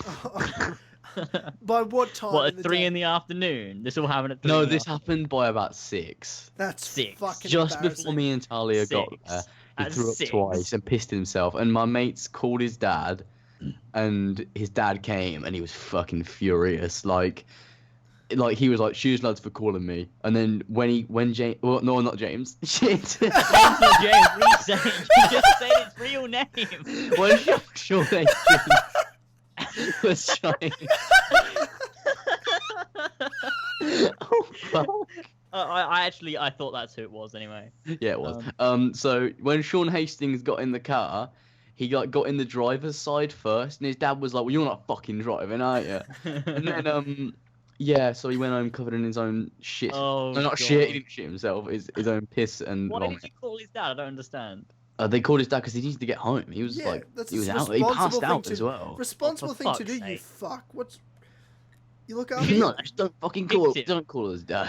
Guys, just Kick him hide in the the body head. in the bushes. That's it. Fucking kill him. Hide him in the... Yeah. Stab him in the neck. Put him in the road. You know. Like what? See if the cars can dodge him. Oh. Yeah. So me and Talia got out with everyone. We started drinking, and it was Walking this- great. what And the then fuck we is basically wrong was with you walking to people? this other place. It doesn't matter where it was. Like it doesn't fucking matter. Was And it a basically house? Was these it a field? people. We was walking. We were walking with my mate and his girlfriend, and these people from behind us went, "Oi, mate, yeah, why did you get cheeky earlier?" And because what should we call my mate? What should we call him? Rebecca Crane. Desmond Rebecca Miles. Okay.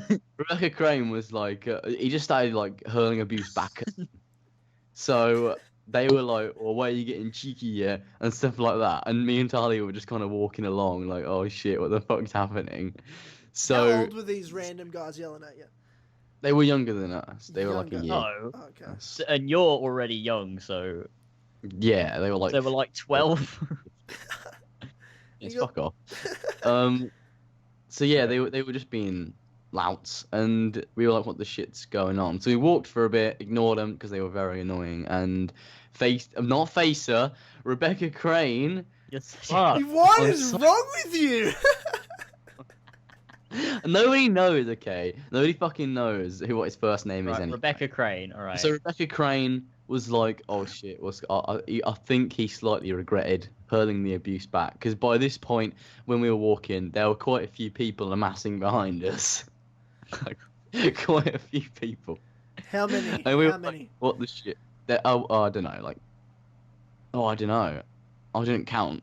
Just guess. Holy- 12. Okay, that's a lot of people. Now I know. Okay. I was like, what is it, 6, Okay. 7? Oh, 12? That's a lot. And then basically we walked to this place where everyone else was because there was only like 5 of us there at the moment, but there was more people that were at a different place. So we were walking there to try and get to them, so we had more people than they did. So on basically Oh God.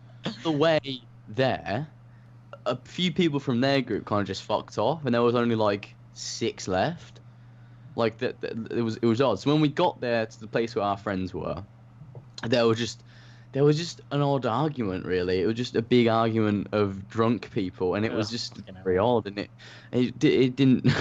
It was just really weird, and things kicked off. And Facer was like, "Oh, just, Who? fuck it, Who? I'm just gonna call him Facer." He was like, Okay, Rebecca Crane oh, has been deep. fucking knock his teeth out and stuff. Like, it was just really odd. And there was a fight I felt like there was a fight that was gonna happen, like a fucking brawl of people. So there wasn't. And yeah, it was a massive argument, loads of people. There's no climax. Someone got a bit angry. No one got their teeth kicked out or anything. No, there was no fight at all. No. But everyone was just very hostile. And then it became very chill, and everyone just started talking to each other. And then it was Bunch really of fucking weird. 14-year-old pussies. Okay, And I so was- where were you now? In a ditch in a field I while was it like, was raining. "Okay, going home now because this is fucking just no." And then me and Talia walked home. A lot more stuff happened, but I'd just rather not say what happened. But that's basically the extent of it. Just a lot of shouting people and, "Oi, what you doing, mate? You're getting cheeky in it." And Who the fuck talks like that? You getting cheeky in it. Shut the fuck up. That's what I'd say. I'd be, shut your Like fucking that. mouth, you 14-year-old piece of shit. Oh, I mean, there were lots of shut the fuck ups thrown around. There were a lot of them. Too many to count. wow. Hard lads. What a classic. That's the first Gerg's Gags. It's the first Gerg's gag. See, I did have other ones, but they were really short and they take about 2 seconds. But that's what a gag is. Gags are short. Your story reminds me of a story I have. Tyler's Tale. It's not. Oh, let's calm down. But like, I it's guess it's not Tyler's Tales. Is it a Tyler's Gag? Tyler's tales are long-winded. This is just kind of like, yeah, I guess it's Tyler's gags. But Okay. I was thinking, like, who the fuck walks around drinking? Like, Me. that's so weird to me. It's People so who aren't bizarre. old enough to drink, Yeah. So they can't go anywhere to do it. I was at So they're parties like, when I was I feel fucking like- like 14, 15, and I was drinking at houses. Look, we're not cool enough for that. Maybe they didn't have it. I don't know. Fucking cunts. Anyway, carry on. Yeah, but like I was thinking of like when what a weird story. I was just walking home and people followed me like that. It's like, I know exactly a time that happened. Like, so maybe I was 18, maybe I was 19. I don't know. Mm-hmm. But I was out at a nightclub, but it was like one of our local ones. So when I used to live in Brisbane. It was just our local club that people go to on Friday nights. Yep. And I was there with, I don't know, 3 or 4 mates. And 3 of us left. We walk out and, you know, to catch a cab home would have cost me, I don't know, $10, $15. Would have taken 10 minutes, not long, to get home. But I go, nah, it's like 3 a.m. I go, nah, let's walk. Let's just walk. And my mate goes, yeah, we'll just walk it. Fuck paying $10 for some reason. Like, what the fuck is wrong with this? Because it's like, I don't know, 6-7 kilometers to walk home. Okay. Is that a while? Like, I don't use that measurement. You don't use the metric fucking system? Kilometers. What the fuck is wrong with it? Quite a bit. We don't use that here. We use fucking... It makes no sense. 1,000 meters, James. 1,000 meters. Metric system. 1,000 meters. Times 7,000. Yeah, that's quite a way. I mean, that's like 1,000 it's footsteps. Like, I don't know, right? it's like kind of do like I don't know, maybe 3-4 miles. Who the fuck steps a meter? A meter's not that much when you think about it. Like, you could probably do a meter in a step. Maybe it's a bit, you know, not quite a meter, but you do more than at least... Anyway, doesn't do at least matter. 75 might be centimeters. might be 3 miles, might be 4 miles, let's say. That's a fucking while. Jesus Christ. That's not that much. Walking that far, though. At 3 a.m. At 3 a.m, after we've been drinking all night. 4 miles, okay, yeah, right. We've been drinking all night. We just walked the street. There was maybe like 6 of us when we started. Like people I knew, but like not friends with, and people just started walking off as they went to their houses, like on the way there. My place would have been even further than what we walked, but we walked for ages, and we ended up maybe, I don't know, 500 meters, 600 meters from one of my mates' houses. I was just going to crash at his because I was like, I'm not walking any further. It's been like an hour and a half, and on the way, we're all drunk. We're fucking climbing fences and doing weird, like just doing fucking stupid shit. And there's this girl I know, like she went to my high school but left school, so like I knew her, and she'd been at that nightclub. And she must have caught a cab, and it was like, I don't know what you call it, a petrol station, like you'd call it. Yeah. Petrol station. Petrol station. Yeah, it's just a petrol station, or like a gas station, for Americans, and we just call it fucking BP, corner shop shit. And okay. This girl I knew, and maybe 4 of her friends were just sitting at the front of this gas station, and she goes, "Tyler, help us." I'm like, what the fuck? And there's this weird, like, 40, 50-year-old dude sitting next to them with, like, his shirt off. What the fuck? Okay. And this is their, like... And these are the types of girls that are weird and, like, antagonized for just because. Okay. And he's just sitting there, looks at us, looks at them, and she's like, Tyler, you need to help us. This guy's fucking following us. And I'm like, oh, Jesus Christ. It's just me and one mate, and this just one, like, 40 fucking old drunk, obviously drunk or high or something. And I'm like, oh, God. And the girls are yelling, just fuck off, guy. Just fuck off, you freak. You know? Jesus and I'm just Christ. like, girl, I literally go to the girls, I'm like, girls, shut the fuck up. If you want to leave, we'll walk with you. Like, I'm just like, don't just start screaming at me. You're not helping anything at all. Just fuck off, you freak. Just fuck off, you fucking freak. Like, just non-stop screaming at him. And he's just sitting there not moving. I'm like, this dude's fucking weird. Obviously, a weird dude. So I just go to the girls, okay, they didn't live far. We were walking that direction. So I'm just like, oh, just walk with us. You'll be fine. No big deal. So the girls get up, and they're showing me, like, I'm like, what happened? And they're like, he was in the gas station with us because we went in there to get drinks. And they were showing me videos because they like Snapchatting or something. It was like when Snapchat was a new thing. And like they'd been like dancing in the gas station, like because there's music on or something, some shit, like a 7-Eleven. And they were dancing in it because they were drunk with him and like doing videos with him. And he was just like taking his shirt off in it and rubbing his nipples. It was so fucking weird. Okay, it was so weird. And I'm just like, why were you hanging out with this weird guy? And then when he started like, they're like, yeah, we tried to leave and he started following us. I'm like, That's because you were fucking hanging out. Why wouldn't you just not ignore him from the beginning? Why would you, like, talk to him and acknowledge him? Oh, because it's just a bit of banter, I guess. No, they didn't talk about that, obviously. Oh god. But we walked with him, and I just kind of walked behind, so that way I could kind of check this dude out. Because he started following. He got up once we left a bit. I turned around, and he got up and started following us, and we went down like some dark alleys and shit to try to cut him off. And I kept watching. He fucking followed us for a while. And it wasn't until, like, I just stood there for a while and looked at him, and he just stopped and then walked back. And I'm like, what the fuck? This is so weird. And my mate's like, this dude is crazy. No, we walked him back to their house, then we walked to my mate's house, and then I fucking slept, and it actually got hard to pick me up in the morning because I wasn't walking another, like, mile to get home. Fuck that noise. Wow. That was the time. That was Tyler's Tales. I think that counts as Tyler's Tales. That was pretty good. Oh, I enjoyed it. Oh, it was alright. Yeah. Just a little thing. I think that was pretty good. A little one. I always know it's a Tyler's Tales when I can picture it in my head because you're a good storyteller, and I could, so it's a Tyler's Tales. I mean, me and James were not graced with the storytelling. Like... Yeah, it's a talent. Well, that's why I just ask questions halfway through your stories, just so we can put the picture together. I like putting the pictures together. Yeah, that's true. Building the universe, if you will. Yeah, true. Yeah. I don't know. That was a good time. Yeah. So, I don't know. It's weird. People always say that to me. And I'm like, oh, I guess so. I just like to talk and hear my own voice, I guess. Okay. Cool. I got another quick story. Ooh. But, like, it's more of a weird thing that's been going on recently in my life. Okay. Just coincidences. Running into, like, you know, like the small world moments. Like, what a fucking small world. Because, you know, I live, you know, states away. Like, you know, thousands of kilometers away from where I grew up in Brisbane. Mm-hmm. So, I had one of my friends visiting from up there. And we were out at a bar. This was maybe 2-3 weeks ago. And this is weird. Because I looked over at this group of people at this bar. Middle of the night. Right in the middle of the city.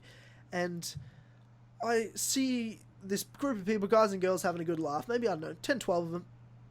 They all seem like probably uni student age, like my age, or maybe a little older, a little younger. I don't know. It's just a good variety of young people. And one of them was, you know, laughing real loud, having a big chat. And I look over and I'm like, that guy looks super familiar. And I'm like, holy shit. I think he went to my high school. I'm like, that's so weird. And then I was like, nah, definitely didn't. So I kind of just, you know, moved on and was just, you know, drinking, talking to my friends. But I kept looking over for like 15 minutes because it's like that moment that you're still not sure, so you don't want to go over and talk to them in case you're wrong. Because I couldn't tell. I kept looking over. I kept watching him for like 15 minutes. And I was like, nah. Just going to get up the courage and just because, you know, it's whatever. I was just going to go up and go like, this might sound weird, but you just look like someone I know. Did you go to this school? And, you know, and if they say no, I'm like, oh, sorry. Anyways, bye. That you know, not weird. It's all right. But as soon as so I go up to him, I tap him on the shoulder. He turns around and looks at me. He goes, I know you. And I'm like, oh my God, you went to this school? And he goes, holy shit. And he was at the year level above B in high school. Mm-hmm. I was like, holy shit, this guy went to my school. Apparently lives in Melbourne now as well, and he goes to another university and everything. And I was like, what a small world. That was one thing that happened. And then 2 days later, I, you know, but it was just one of those great conversations. I just said, oh, you know, good luck with everything. You know, it's good to, you know, I told him what I'm doing. He told me what he's doing. See you later. Move on. That was that. Cool coincidence. Mm-hmm. Small world. 2 days later, I'm at another bar with some other friends. And so me and my mate, we walk up onto the balcony of this nightclub. It's got like a balcony. It's on a upper level of a building complex. Mm-hmm. And we go out to the balcony because, you know, everyone's been dancing, drinking. It's super, like, hot inside. Wanting to get some air. And this is the kind of mate that's a crazy dancer. Like, he dominates the dance floor to the point that everyone in the nightclub knows him by the end of the day. Like, everyone knows him. Like, you're that crazy dancer on there. Hilarious. He's so funny. And we get out there, and this guy and girl, they look at each other and point to him. They're like, oh, there's that dude on the dance floor. And the girl's super attractive, so I just went over and started making conversation with the two of them. Realised they weren't together, and I was like, I'm going to talk to you for a while. So I ended up in conversation with this girl. My mate was talking to the guy. And found out that she was from Brisbane. And I was like, somehow. And I go, she's like, where are you from? And I go, in Brisbane, oh my God. And I just said, oh, I'm from the Redlands, like Redland City, so it's in southern Brisbane. She's like, oh, I'm from like Redcliffe or some shit. That's like the north side. I'm like, oh, cool. Like, not a big coincidence. People are from, Brisbane, and we're not even from the same place. She goes, oh my God, my best friend lives in the Redlands. She goes to this school. And I'm like, I went to that school. What the fuck? And then she's like, no shit. She shows me a photo of her friend. I don't know her friend, but one of my best friend's sisters is in like the Facebook profile picture too. So like mutual friends. Oh shit. And I'm like, what the fuck? Like just a random girl I started talking to. And I'm like, that's such a weird coincidence. Then she turns to my man and goes, where are you from? And he goes, I'm from Orange, which is just like a tiny little country town in New South Wales. Like just a nothing town. Her mate goes, I'm from Orange. And we're like, what the fuck? Oh my God. We're like, this is the weirdest coincidence ever. What the fuck is going on? I'm like, this is too much weird shit. I gotta go. I gotta leave. This is too weird. And I was like, this is fucking Truman Show. I gotta get the fuck out of here. And that was like in the span of like 48 hours, all that shit happened. I was like, this is too much. Have you guys had like those weirdly small world moments where you just like run into people and be like, what the fuck? How'd I run into you here? Nah, I don't think so. Okay, well, great response. I mean, well, that time that we were in America, and there was that woman that was working at that shop, in the England part of there's this place called Epcot in it's like Disney Epcot like park thing. It's got a massive golf ball in the middle. Yeah. And there's this thing, yeah, you know it. There's this thing. Totally. There's this thing called it's like basically different parts of. Oh, it's the bit from with all the world. countries, yeah, where it's got like the It's like really like This is- stereotypical and stuff. Yeah. This is Disney They've, like, World in Florida. Yeah. Yeah. Okay. They've replicated like different places, like different countries, like Morocco, like London. And you just kind of like walk through them, and like there's like you just kind of go from each country to country. And it kind of has stuff from that country in that section. Yeah. So you can kind of like have little snippets of each country as you kind of walk through. It's kind of it's like cool. food that's like suited to that Yeah, country. like stereotypically from that country and Yeah, stuff. it's pretty like, cool. But basically, we went to this sweet shop thing. It's like a shop full of chocolates and lovely sweets from England, and it was amazing. And this woman that served us, I don't know how like I don't know how like the question was asked something, but it turns out that she was from Northampton, which is the same place that we come from, obviously. Yeah. And that was kind of cool. It was like, oh my God, you come That's from this right. place? I didn't remember that. That was a while ago. It was a long time ago. It was like That was a long 3 time years ago. ago at this point. But yeah, it was kind of You cool. know how weird it is actually. Now I think about it, that a lot of people like when they say like, oh yeah, like. I come from England or whatever, or I lived there for a bit. They always lived in Northampton. It's actually really fucking weird. It is very odd. Yeah. When we're in America, like they're like, oh, wait, from England. I lived there for a couple of years, and I'm like Northampton. They're like, oh, that's exactly where I lived. I'm like, that's fucking weird. Like this is the middle of nowhere. Like why? Yeah, that is really strange. It's a pretty actually. major place, and it's close to London, so it's not. I mean, True, I suppose, but it's kind of like irrelevant. Like I don't understand why you would like of all the places. It's in like- between London and Birmingham as well. Yeah. It just, So to me, it's it feels like- irrelevant. Like, it doesn't feel like there's any kind of relevance here. Like, when you think of England, you don't think Northampton. Like, I don't know. Of course you fucking don't. I do, just because Yeah. I know you guys. That's true. I'm like, oh, Northampton, that place I'm going to go one day. Never. Or it has great tap water. Yeah, I'll try that tap water. Top 5 I tap will- waters I- in Empire. I will one day show up at your house and be like, hey guys, I'm staying with you for a week. Tap water. I'm going to stay with Imagine you how guys for a weird week. that'd be. Would be weird if I showed up? You just Tyler shows up out of nowhere, like, oh, it's Tyler. I'll just It's have just a joke. I'll just have a bag and goes, and I'm like, I can't afford a hotel, guys, so I'm going to crash here for like a week, if that's cool. Yep. I might live here now. I like it here, guys. You got good internet? It's Oh, cool. it's like, I don't care, I'll tell you, I'm staying here now. Got good tap water. I don't ever want to go back to South Africa. It's all orange and... But, like, Oh, you God. guys would deal with it. Your parents would be fine with it. They're like, Tyler's cool. He's our favourite. Yeah, So- but whatever. Yeah, you could just stay. I'll become their third child. Yeah. I'll be the Be a big favorite son. baby. I'll be the favorite son. That's great. Because I don't sound Classic. like a fucking lunatic. With banter and tap water. I'm just like, well, I talk normal and pronounce things properly. So that's right. Tap water. That were. Yeah. Well. Yeah. Someone who speaks That was clearly in that. our house, this is so awesome. I'm like, I know, it's crazy. Was that 2 Tyler's Tales in a row?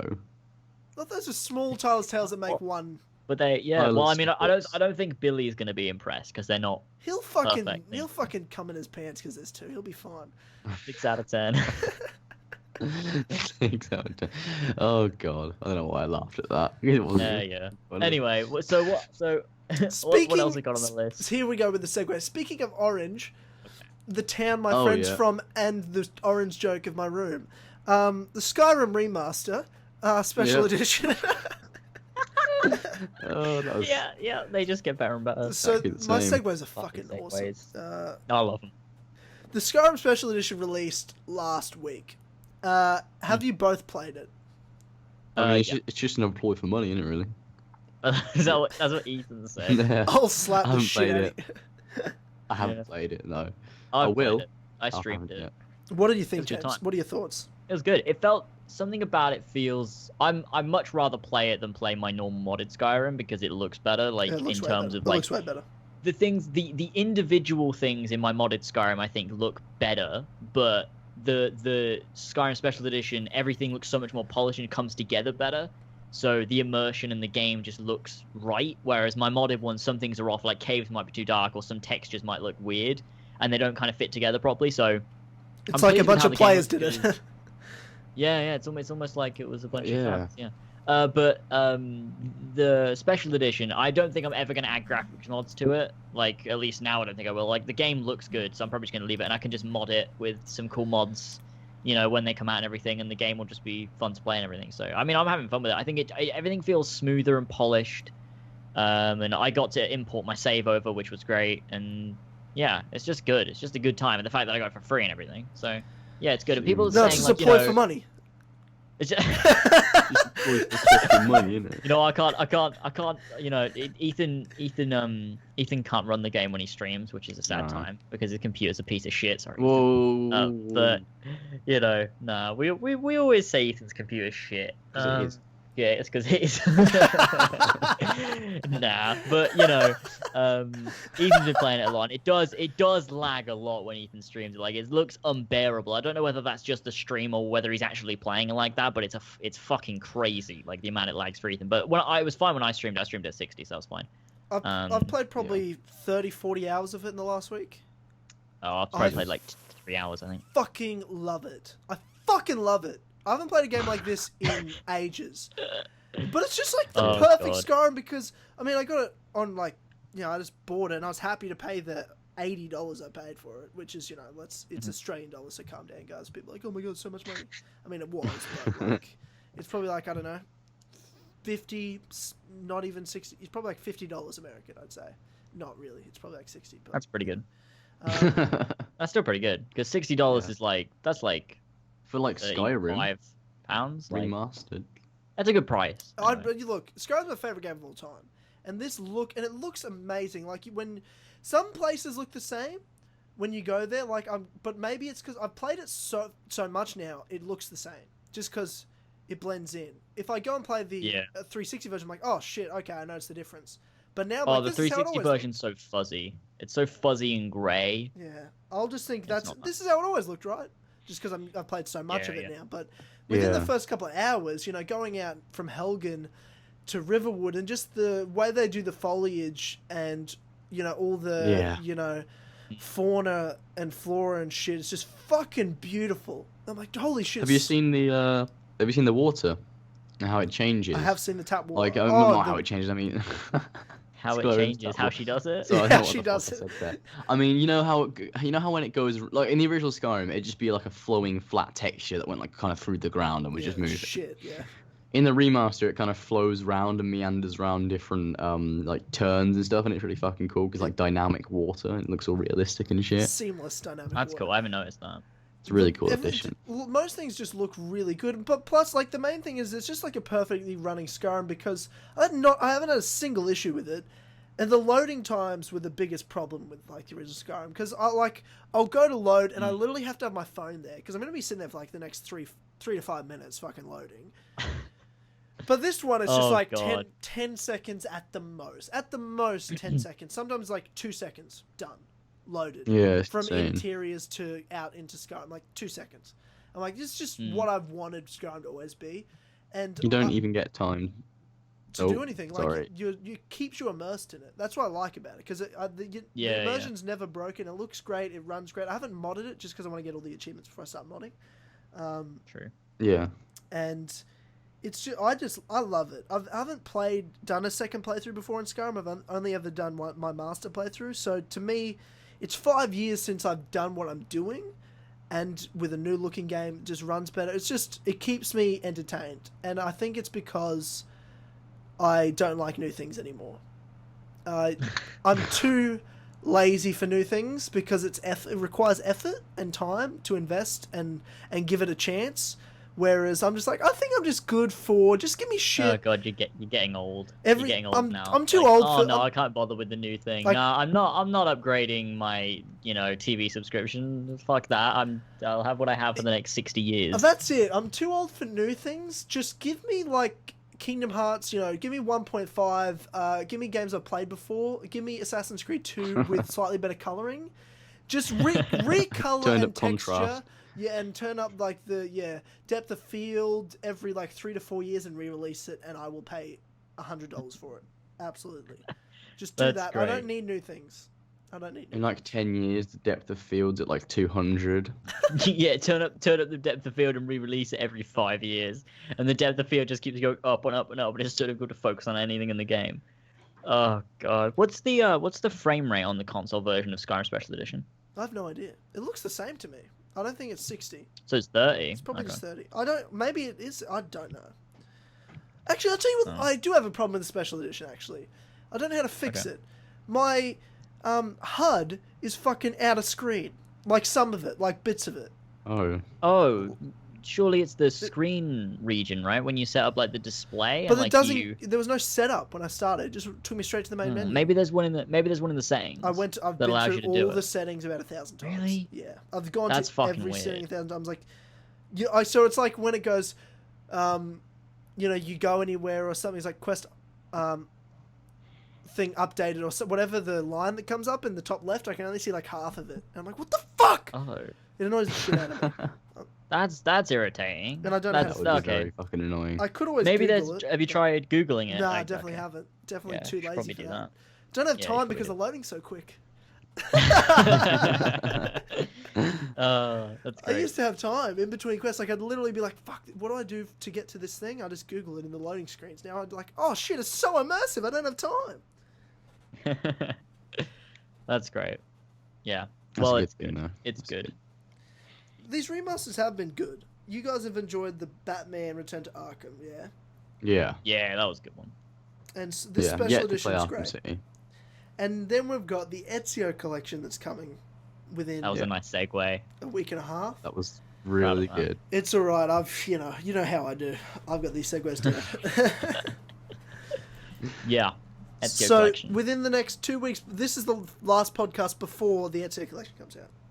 That is weird. Oh shit! It is. That's true. Holy shit! Okay. Comes out in 10 days in the US. Fucking 12 days in the UK. So, are we? The simple question to start with, George, are you excited for the Ezio collection? I am excited for the Ezio collection. Why for is the that? simple fact that I will be able to make so much content on it and get a lot of money. Scumbag Gerg that probably has the same reason as both of us. Yeah. Strikes again. What an asshole! Yeah, George is such an asshole. Such a biggest asshole in the Biggest Assassin's Creed asshole in the Assassin's Creed community. I am the biggest asshole. I just want money. Oh wow, yeah. Hey guys, the biggest money bag in the Assassin's Creed community here. Yeah. Perfect. Hey guys, the biggest asshole. What the fuck? Just I hey can imagine guys, me. and then just an awkward pause for 5 minutes. Hey guys. Minutes. You know. Anyway, what was I saying? Shit. I was gonna say something. Fuck. Oh yeah, with the Ezio collection, I'm excited because it comes out in the UK on a Friday, which is great. Yes. Considering I'm now gonna have to pay for the game and Ubisoft aren't giving me a review copy, I'll be getting it on the day it comes out. Supposedly, I assume. However, if you do want to give me a copy, Ubisoft, just hit me up. My business email is on my channel, please. I'd really fucking appreciate it. Love you. Anyway, So yeah, it's weird because Assassin's Creed 2 and Brotherhood both came out on a Friday in the UK, which is going to be nostalgic that it'll be the same day. I just realized. It'll be cool. It'll be like playing Assassin's Creed 2 again. Assassin's Creed 2 comes out in under 2 weeks. Like, that's weird that Assassin's Creed 2, Brotherhood, and Revelations are all coming out soon. Like, the Ezio games are coming out again. Like, that's just exciting. It's awesome. It is it's weirdly exciting. It's going to be great. It's going to be so cool. Like, there's a lot of nostalgia there because I remember when they first came out and like they're actually coming out again and like they're going to be relevant in the community. Everyone's going to be talking about the Ezio games. It's going to be a good time. Like, I don't give a shit what they look like, to be honest. I just care that it's relevant and it's stuff we can make content on. We know it's going to be 1080p. Yeah, 2's going to look great. That's going to be exciting. And then it's going to be cool to see what Brotherhood and Revelations look like Brotherhood in the game. Just play And, Brotherhood on 360. you know, it's just turn up the contrast a little bit. Yeah. But like you said, you only need I would have bought 2 looking like that if they just released 2 like that. They're just adding on Brotherhood and Revelations. I'm like, cool, sweet, whatever. Yeah. And they're both going to be 1080p, both slightly updated lighting. Like Revelations, you can see there's definitely updated lighting and, you know, a hue over the screen. You know, it's there, you know. But whatever, we get all the DLC, we get to play the Ezio games again, and who knows, like, when they first showed Batman Return to Arkham, it didn't look anywhere near as good as it does now. That might be because they delayed it, but there might be slight improvements to the Ezio collection. Like, when they showed these recent screenshots, I think they look better than the first trailer, like, slightly more polished anyways. So, I mean, there might be some more polish, there might be some more, like, Brotherhood might look more different than it does currently when it releases. Maybe only slightly, but I'm sure in gameplay, when we're actually playing the game, we're going to notice it a lot more because it won't be as fuzzy. It'll be, you know, 1080p. It'll be crisp. The coloring will look better. And Assassin's Creed 2 is going to be awesome to play. Like, getting to go to Venice, it's going to be so much fun. I can't wait to play 2. Yeah. And just playing the Ezio games again, having them relevant, it's going to be so much fun. Like, I just think for the community, it's going to be really, really cool. It is going to be great. What are your plans in terms of content for the Ezio collection? What are the main plans you both have, like, in your mind of types of videos you want to make and streams and shit like that? We can always start with George first. Yeah. Oh God. So throw you under the bus. I'm gonna do obviously the Let's Plays. So the way I was gonna do my Let's Play is record like an hour of AC2, an hour of Brotherhood, an hour of Revelations, and get them all out on the first day it comes out. Some people can be watching that, and then just like put them out simultaneously every day. Really long episodes, because what's the point in doing a Let's Play and having like 15 minutes and having like a 50-part fucking series? And I'm gonna do probably some guides on it and stuff as well, because that's one thing that I was looking forward to, like telling people how to do things in the game, like getting the best weapons, armor, and stuff like that, because it'll be relevant again. Yeah, like how to get money quick and stuff like that. Yeah, exactly. Just fun little videos, yeah. And it'll be great, and it'll bring the Ezio trilogy back to life and relevant again. That's it. Yeah. But what I was going to do because I'm going to do a Let's Play of all the games, but I didn't want to, see, I was toying with the idea of doing all 3 simultaneously like George is going to do, but I feel like what I'm going to do instead, because I like my Let's Plays to evolve, so like I'll start with 2 and I'll finish Revelations and it's one complete Ezio saga. So I think I'm going to do that. I'll start with 2, then move Brotherhood, then Revelations.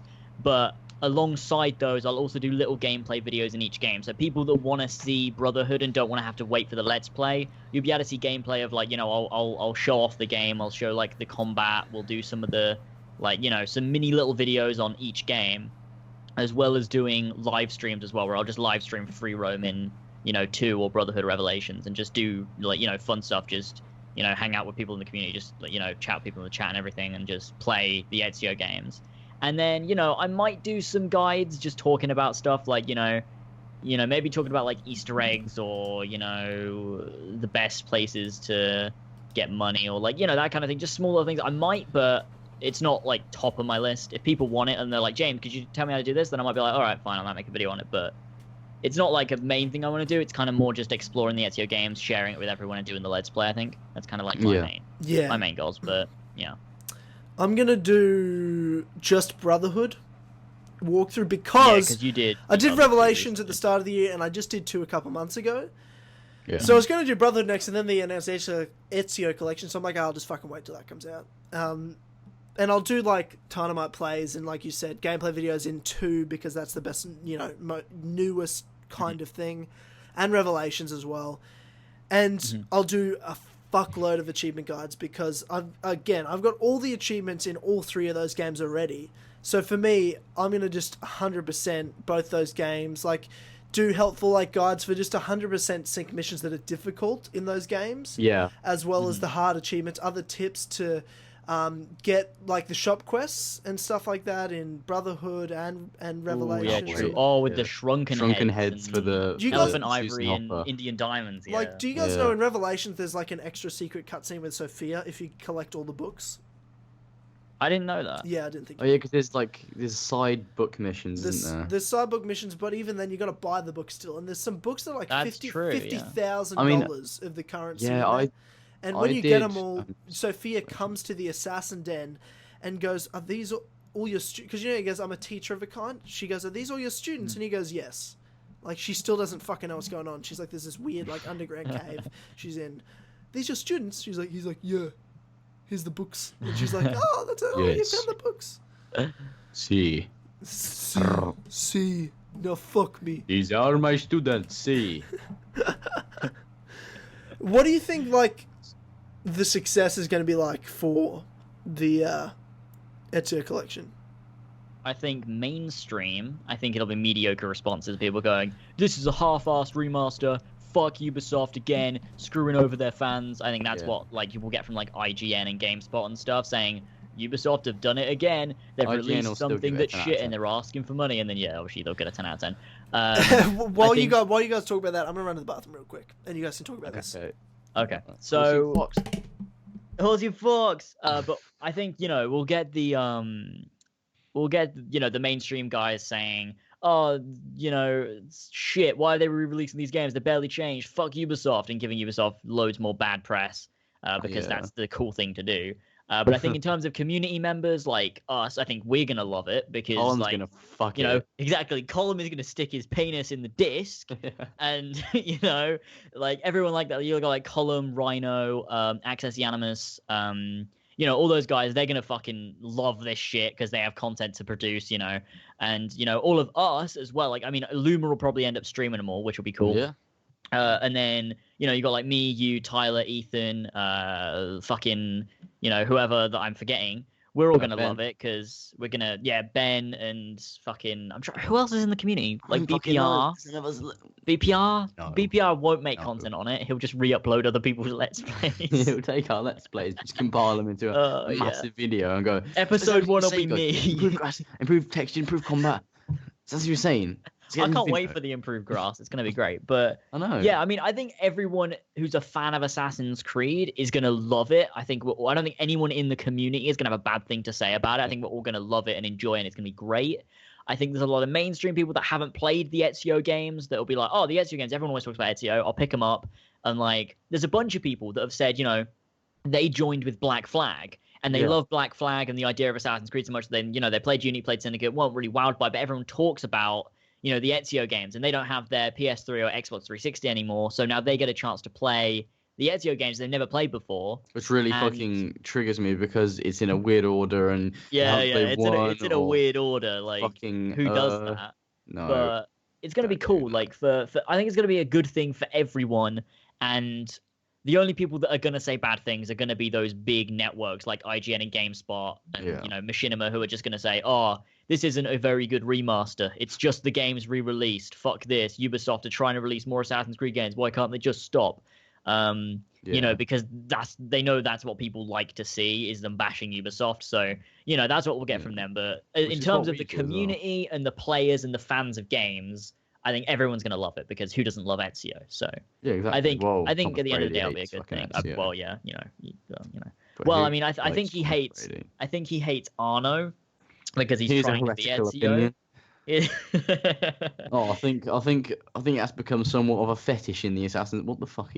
Where is Charles Lee? What is a fucking sexual fantasy or desire? What are you on about? It's become Tyler shouldn't have left us. It's become Horsey and Fox bashing Thomas Brady. Thomas the Brady Kill will Connor suck Club. your knob if I find you. Oh god, gotta love Thomas Brady. Just watch there be a fucking seamless transition in a minute, and Tyler goes, "Oh yeah, I agree with that." Well, I do agree with that, so I completely agree with that. Perfect. Oh, yeah. fuck. Wow. Oh, that's amazing. Great. That's so good. But yeah, we managed to ramble on for quite a bit there. Yeah, well, That was a while. Who's That was Thomas at least Brady? 2 minutes. No, that was good. That's good. That's good. I mean, I have my whole need to talk for over 10 minutes to get more ad revenue Same here. system. So I mean, you know, I've kind of got talking for around about 10 minutes in the bag. Yeah. So Even if that's it's about like good. nothing. I didn't even know Yeah, that was kind a of just thing. ramble on. Someone made a comment Extend like, your outro. just rambling for 10 minutes to get ad revenue. I'm like, what does that even mean? Like, is that a thing? Yeah. I Yeah, didn't, it 'cause shows you how can much I play- you know. can- Like, I know fuck all. Yeah. Well, that's why we do videos that are over 10. Nah, that's not the only reason. Yes, it is. Sometimes I do, like, if I, Yeah, it like, is. normally I just do a video to be a length. Like, sometimes they'll be over the length and I'm like, that's cool. Now I get more ad revenue. But sometimes I'll do one that's like 9 minutes, 50 seconds and I'm like, fuck. Let's just extend this by a little bit. I didn't know that was even a And thing. so what happens is the way it works is if you don't put in mid-roll ads, then you don't get more ad revenue. So it's not just the length of the video that gives you ad revenue. It literally does nothing. But when you have a video that's over 10 minutes long, you're allowed to insert mid-roll ads. So if you wanted to, in theory, you could put an ad every 2 seconds.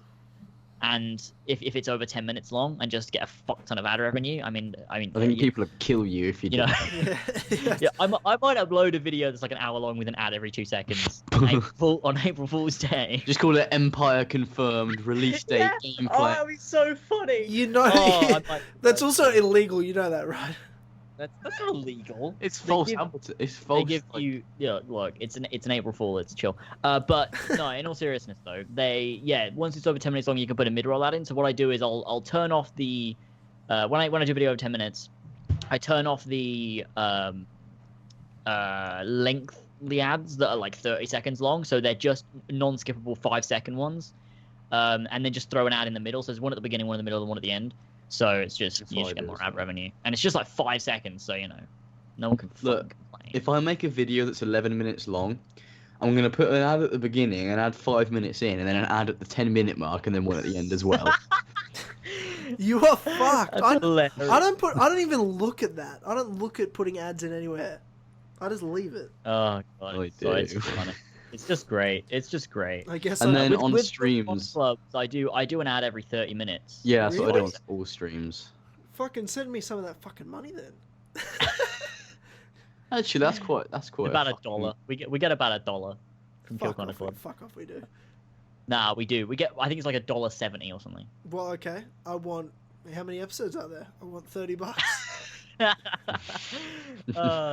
You owe me That's true. $30. Hey up. But that's what are we talking about? We went on to ads. What the fuck happened there? Can we do that? Jesus Christ. You. Ad revenue. Imagine the amount of ad revenue you get if people didn't use ad block though. No. So much. It'd Don't probably use like ad double. block, guys. It's really bad. It's 5 seconds at your fucking day, dickhead. Such an Fuck asshole. off. Jesus. But yeah. So ads, cool. I Anyway. mean, well, actually, I want to say something more about ads. James puts fucking non-skippable ads in his videos like a prick. Yeah, like I said, 5-second ones, because you can do non-skippable ads, then you can do long non-skippable ads. If you do the long ones, they're 30 seconds long. And I do those on videos that are like under 10 minutes, because fuck it, you can wait 30 seconds to watch my video. Jesus. But if it's a video that's like a let's play or something, and if I put a mid-roll ad in, I always don't do long non-skippable. They'll always just be non-skippable, which is normally 5 or 6 seconds, but you can't skip it. Which is just the Oh, same as God. like a skippable ad, but it's non-skippable. What That's the, you quite just get true, more actually. ad That's quite clever. what the fuck? That's just how it works. But yeah. Hashtag. I don't know why. I don't know why I said hashtag then. Look, at least we're not like SoFlo Antonio that does ads every 2 minutes and they're all like 30 seconds long. Top 10 scumbags in the Assassin's Creed community. What? What? What? What? What? What? What? We've been going for 2 hours. That's Fucking insane. What do we call the 2? Is it a solid 2, right? It's a Solid 2. It's a solid full 2. 3. I mean, we're still going. Fuck so off. it's Fuck off 4. Oh, fuck off 4. Fuck There we those. go. Yeah, those are actually a bit intense. But I mean, we've okay, only so done one. Full one. The have we? I think we.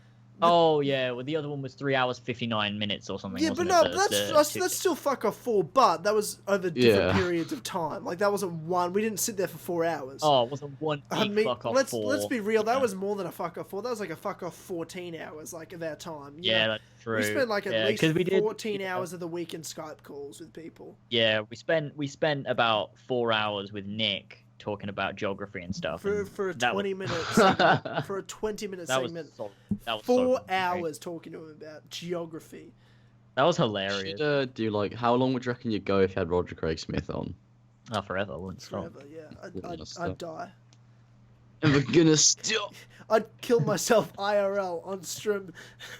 Oh god. Strim. Brilliant. Where did that word come from? Strim. Strim. Ethan, I think. I'm just saying stream. What the fuck are you guys talking about? Strim. It's Ethan came up with gyms and Strim, and it was just that's like come from Ethan's streams, I think. Isn't it weird that everyone calls me Gerg? Like that is weird because that no one knows where that actually came from. yeah. I don't. I just call you Gerg. I literally don't call you anything else.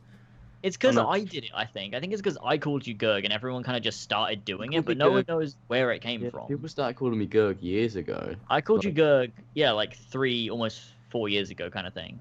Yeah. Like it's been a while. I call you Gerg because I'm too Mhm. lazy to spell George, and I sometimes forget whether the E's before the O or the O's before the E. Yeah. So I'm just I gonna have call mine. Jorik. George, Porridge, I have George. mine in autocorrect, so mine automatically corrects George to Gerg. Oh my god, that's amazing. It And actually does that autocorrect to me. Hope to It does that to Hogwarts. me now as well. It's great. Amazing. George the Porridge Welford. George Porridge. Wow. I'm Hey just gonna guys, the call- I'm biggest George the Porridge. I'm just gonna call you Porridge from now on. Oh, for fuck's sake. Yeah. No. Oh wow. Porridge. Porridge. Porridge. Porridge is a weird food, isn't it? It's actually amazing though. It's like sludge. It's With just a- like a with a big bit of honey. sludgy. Classic porridge. All right. What the fuck has this become? Okay. Where are we on the list? Oh yeah, the list. So we done talking about the Ezio We're talking about the collection? Ezio collection. Talking about porridge. Have we The got any- porridge segment. We've talked about our plans for it. We've talked about our expectations and excitement, and we've talked about what we think is going to happen in terms of the community. It's kind of about it, really. It's not like we have speculation of the game. We know what the games are. So. What is the Ezio collection? What can we expect from what the is Ezio it? collection? But What what will be is it? included? But what is But it? what? But what is it, though? What is the Ezio collection? Oh god. People keep saying, maybe if they don't release Empire in 2017, maybe we'll get an America collection in 2017 No. instead. Oh, With no. Assassin's Creed fucking- 3 Rogue and Liberation or something like that. No. Isn't Black Flag count as that too? That's... Fucking, I don't give a shit. We don't give a I fucking want remaster the Desmond collection. I would like remastered 3, please. I just want the Desmond sections. That's it. Just one game of just the Desmond They're sections. all like cut up all weirdly, and you can't really tell where you are in the game. Yeah, you just keep randomly coming out of the Animus. Every time you, like, Vidic's like, get in the Animus, and then you come out again, he's like, out already, Doc? And he's like, the Animus is overheating, Desmond. You have the rest of the night to And then yourself. halfway through 2, it's just like, no, I need to go back in there.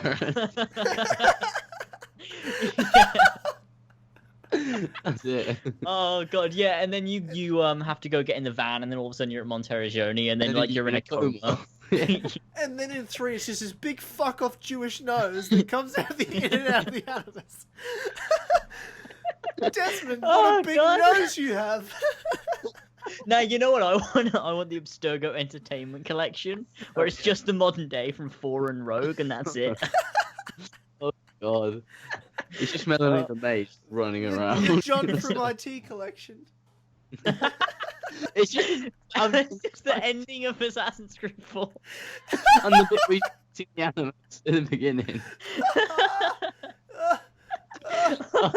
Great. The Bishop Collection. Scenes you get it's just fucking random shit. The chicken- Oh Bishop god. collection. The fuck happened? It's just half an hour of Oh, Bishop God. talking to you on a screen. Oh, we should get like the Project Phoenix collection or Oh, it something. hurts my brain. It hurts my Oh brain. God. I actually Oh want to God, commit Jesus suicide. Christ. Gas collection. The Bishop collection.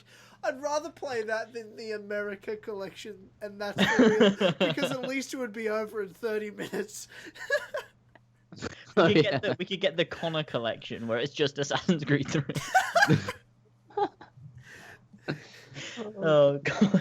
Without the hate. Oh, and that one mission from Liberation where Connor's in it. We can have that too. Just the his old narration, and then Edward you don't play it. You just hear his narration at the start. Mother, father, I have failed you both. But no epilogue cutscene. No, don't get- cut you- that shit out. You don't get the cutout shit. They're not adding that cool shit in. That's still staying out. Fuck that. That was the one thing that made Connor like an actually all right character in the end. No, that fucking speech, but No, we're just not putting it in the fucking game. No, he didn't. It made No, they got to make him shit. They got to make him as shit as they possibly can. They've already made him pretty much like. That's why they cut out. They They've cut got out. room to be more. They cut out the Hatham stuff at the start, so you don't enjoy yourself at all in the game. Yeah, the Connor collection cuts out Hatham and Desmond. It's And just the young Connor Connor, sections. the young Connor bits as well. They cut that out. No, that's Oh the best God, they bit. could do like. Oh God, the Shay collection. It's Oh, just yeah. Rogue. 11 minutes and 48 seconds. Not remastered or anything. It's just Rogue. It's just Rogue. Oh shit, it lost your damn manuscript! But they won't have the modern day because that already came out 1 month earlier in the Abstergo Yeah, yeah. Industries collection. Yeah. Oh Jesus Christ! Oh God. Just hacking for an hour and a half. Oh, they could bring out the Subject 16 collection, so it's just the Truth from 2, the Truth from Brotherhood, and then Lost Archives, and that's the game. They could bring out the audio collection where it's just the audio files of different subjects getting beat up by Octoberg every now and then. The Desmond Sun collection, that 1/32. Is that one clip? Oh God. The Desmond Sun collection. That's 30 quid right there. Worth it. It's Assassin's Creed, guys. Oh God. Tell you who'd I be can't Colin would just be retweeting everyone's hype for it, the Desmond Sun collection. The Desmond Sun I've just seen the Desmond Sun collection has been announced. So hyped. Imagine when the Desmond Sun collection ends and it's got the credits rolling and then it just plays James's reaction to the ending of Revelations, just clapping. We could have the precursor box collection where it has everything that the precursor. Fuck box off. Fuck off. Fuck the box. That cutscene you get for getting all the numbers in the Chronicles games. That one cutscene. The Chronicles remastered. What is like? He gives him the box and he's like, "What are you doing, Doctor?" And he's like, "Project Phoenix." Like, what does that mean? That doesn't mean Project anything. Phoenix. It's fresh cut leeches today. It's the same fucking. Salute, Sir Ezio. Shall we take a look at the list? list. It's that guy too. It's the same guy. Oh. Ezio. It's good to see you. How can I help you? Leonardo was here 10 minutes ago, but I found another codex. Ah, you found another one. How exciting. Do that like 20 times. Just move these He two. says it again. Jesus Christ. It's like the Damascus bureau leader is the same voice as Leonardo da Vinci. They have the identical And voice. Solomon it's exactly from the same. Revelations. And Solomon from Revelations. Oh, no, that's yeah. sorry, no, that's Malik. Malik and no, Solomon so- are the same. Malik, in Assassin's Creed 1, I realized replaying it, I think they had about 4 voice actors because every guard sounds like Malik. Yeah, So they it's like do, Malik's does. just there. There's one investigation where there's a pickpocket and this guard is literally Malik. Like, it's the exact same voice. Oh, It's God. so fucking weird. It's in Jerusalem as well. Like, so I mean, I got confused. Isn't, Suleiman from Revelations, isn't that Malik as well? Yeah, that's what just said. Yeah, That's what just said. Malik. Yeah. That's what just said. Fuck's sake. Oh god, what the fuck did we just do? We just fucking I don't know what just that was happened like there. 15 That minutes. was mental. Oh god, was I think just that crazy. could be the honey dick. 'Cause that was funny. that was a funny time. Classic honey dick. What was God. that? Oh It god, was it's just- our hopes for the future of the Jag the Ripper collection. That'd be Yeah. Oh, the what a Backhead great collection. collection. Jack the Lad collection. Jack the It's just that one clip of Jake going, we called him Jack the Lad. No, that was Evie. Evie's like, Oh, was it Evie what did that we? said that? I remember that was the kid that we took to India or whatever. What did we call him? Jack the Lad. Yeah. Oh. James claps, and that's it. And then it's got my reaction to Revelations, just clapping. That was a masterpiece, Ubisoft. You've done it again. Oh, Yeah. I'm speechless. Welcome back to the best game ever, the Desmond Son collection. I can't wait for the Xiaoyun collection. Oh god. The Nikolai Orlov collection, the interactive comic book. It'll let you turn the pages and then play Assassin's Creed Chronicles Russia. Oh god, the Assassin's Creed coloring book collection. Oh yeah. Oh, that'd be a good time. Oh god. That's all I mean. Oh, the fuck have we done? We've jumped down a rabbit hole. I don't know what's going on anymore. I actually wouldn't be mad at a Assassin's Creed Altair collection, and they totally remastered Bloodlines, Altair's Chronicles, That's a good point. and Assassin's Creed 1. That would be legitimate if they full went Square Enix and, you know, made proper console versions of Altair's Chronicles, Bloodlines, and remastered 1. Like, I'd jizz my pants. I mean, That'd be Ubisoft isn't gonna fucking do that. Oh, of course, They're that not, would make but- sense and be actually, you know, require effort and good marketing. And it would take money to create as well. Like, If they, you know, if they want their fans to be happy, they should do it. But obviously, they're not going to do it. But Who fuck cares about their fans? who the fuck cares about Assassin's Creed fans? They're happy with a shit game every year. You know, Yeah. we'll throw out a game set in Victoria, London, where you have a rope launcher. They'll be fucking pleased with that We're shit. saying They'll this in retweet the shit out of it. Yves like plotting for a new Assassin's. He's just We're never crying releasing it. in his office, listening to this podcast, like, oh god, it's so true. What the fuck has happened? Next year he goes, you know, I don't think Assassin's Creed Empire will be released in 2018. I actually don't think Far Cry will either. And we're just going to push it back a bit. And every year he says that and it never comes But out. guys, Steep 2. But guys, Steep 6 is out. And it's sick. it's Oh, it'll be so the next good. Assassin's It's Creed. such a It'll good be yearly game. release. Improved snow. Steep 6 is so good, we Improved skipped the other combat. 4 numbers. Oh god, yeah, we've got so Steep 2 is coming out, guys, and it has improved combat and improved grass, and it's doing amazing, guys. You can now smash Insane. people's fucking heads in with your board. That's fucking insane, guys. Oh god. Fucking insane.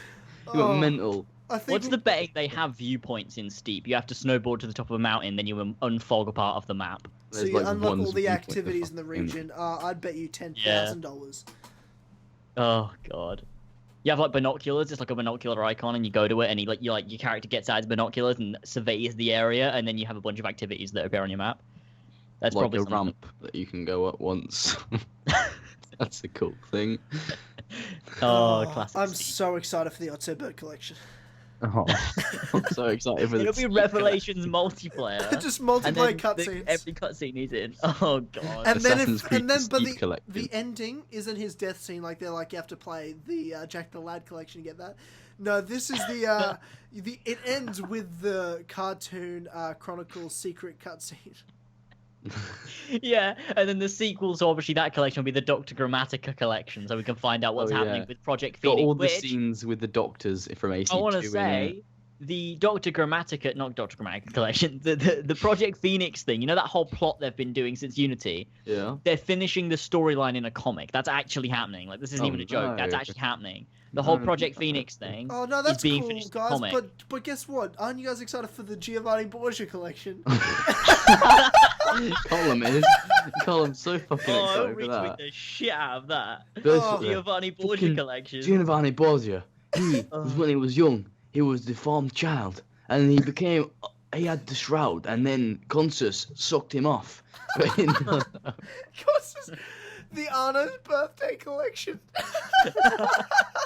Auditory family Wait, crypt when was collection. that? When was Arno's birthday It again? was when we I don't know, recorded literally the 3 of us doing our segment for the 2-year anniversary of this podcast. It was on Arno's birthday. Oh god. Was it August the 26th or something? Or Something something like like that. 27th or something. Because I remember I said to you guys, I'm like, guess what, guys? It's Anna's birthday today. Mate, I cracked out the fucking celebratory like snacks for that. I had a buffet going downstairs. Arno's birthday balloons. It was sick. The German collection. You know what kills me when people talk in this way? So Colin tweeted out about Arno's birthday, right? And someone replied to that with like, "Oh, that's cool, but do we have a date for our favorite Irish assassin gone Templar?" And it's like, why are you talking like that? Why are you talking like such a bellend? Like fucking hell! Jesus Christ! Why are you alive? Why are you even existing? It's like I don't call Ezio my favorite Italian assassino, do I? Like, Jesus Christ! We will now. My favorite Italian assassino. Hey guys, welcome Ezio back to Auditore. another episode of the Assassin's Creed Ezio, our favorite Italian assassino Ezio collection video. All these Assassin's Creed collections are getting me hyped now, guys. I can't wait for the Assassin's Creed movie collection. Assassino collection. It's no longer called the Ezio collection. Our favorite Italian assassino Our collection. favorite Ezio Assassino. Fuck, I don't know what the fuck I just said there. Oh, the Italian It's assassino because collection. you're too busy getting drunk walking the streets, Gerg. The Walking the Streets Drunk collection. Free roam for justice, free roam for drunkness. Gerg edition. Oh, we should have the James reaction to Revelations ending collection. Another masterpiece, Ubisoft. You've done it again. Done it again. You've done it again. Hey guys, welcome back to another episode of Assassin's Creed Revelations. Don't know why I said that like a gangster. Why? Why did I introduce the video like that? To another video of Assassin's Creed Revelations. I don't know why I said that like an absolute gangster. I don't say that. Such a weird introduction. You're sitting there like doing shitty parodies of yourself. This video about the top trees in Empire. It's like, no, dude, we could fuck with you so hardcore with the shit you say. Like, Don't know why I said that like a gangster. Oh god. I'd just be doing here's my Doctor Who dolls. Here's my Doctor Who dolls. Oh, I could do my top 10 list of Assassin's Creed games. Oh, you know what I should have done is for my segment on that parody video, I should have done my top 10 Assassin's Creed games. Then in part 2, I do the same thing, but I rearrange the Assassin's Creed games. And every time, that's what I do. Just changing it up. Rogue's my favorite Assassin's Creed game. Did you say that at any point? No, he said it was no, his I never third said favorite. That. He said You know what I did do though? Revelations. You know what I did do? Assassin's Creed Unity, when that came out, I remember in my Let's Play, you could actually find it. I go, guys, this might actually be rivaling Assassin's Creed 2 or something like that. Oh. I'm like, I don't know yet, but this might beat Assassin's Creed 2. I hope you die in a fire. I hope you die in flames. In pits of hell. Yeah.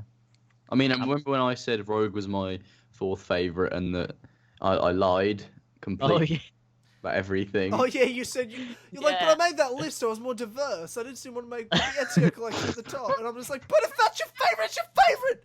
Why is it? I want to be extra edgy Assassin's Creed Gerg memes. We find that video. Top 5 Assassin's Creed games. Oh, why did you do top 5? Why didn't you just order all of them? Rogue was 5, 4 was 4, 3 was 1, 2 was Brotherhood, and 1 was 2. The Revelations. Did you say Assassin's Creed 3 was number 1? No. No. Oh, 2 was... like number 3 on the list was Assassin's Creed 1. Okay, that makes a bit more sense. Yeah. Yeah, no, but James said that Rogue was better than Brotherhood on one of his lists. You make me physically I was retarded because my number 1 was my number 1 was always 2, wasn't it? Yeah, it's always been 2.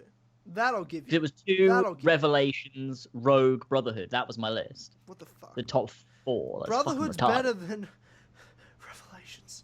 Oh god, Brotherhood's better than Rogue too. First of all, Rogue is shit and should not be in the top 3. Because Shay's in it, he's a dickhead. I don't even, like, he made no impression on me. I played that game once, I've never gone back, not even to do extra shit. Like, it's because he's not there. That character made no impression on me. He doesn't exist in any of the... He only exists in Rogue because they made him up, because they needed a game. I like Unity better than Rogue. I like Unity better than Rogue. Yeah. So do I. In hindsight, in consideration, I think I've actually come to my final list ever.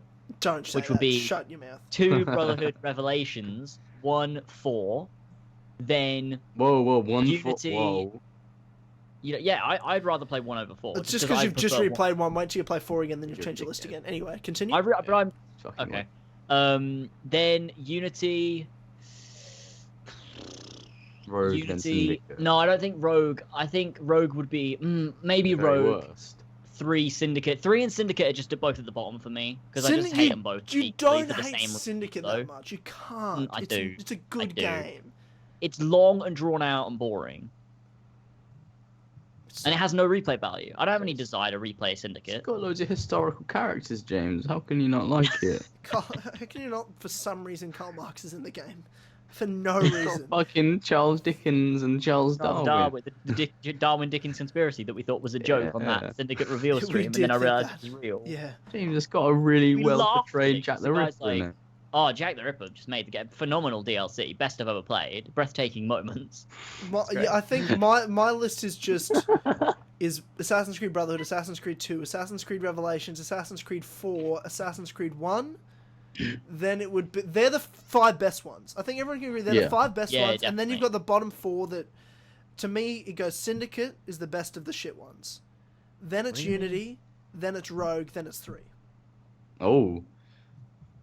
See, Rogue. See, What a Syndicate, statement for AC3 follower to make. It's because I follow the new air conditioning models, the 3rd model of the air conditioner. Syndicate and 3 for me are always at the bottom, just because 3 because I hate Connor. There's nothing wrong with the game itself necessarily, but I just I hate the story and I hate the characters and I hate the setting. But in terms of gameplay and stuff, it's whatever. I like the liberation. I hate the character. I hate the story. I hate the setting. I kind of just hate the game. I hate Desmond's massive fucking nose. Syndicate, though, I like the setting. Jacob and Evie are alright. I hate the way that there's too much Jacob. Like, they just draw out Jacob's assassinations. Like, there's too many missions, like kidnapping people, tailing carriages. It's so boring. I can't stand that. Great Evie's soundtrack. bits are great. Great soundtrack. Yeah, that's true.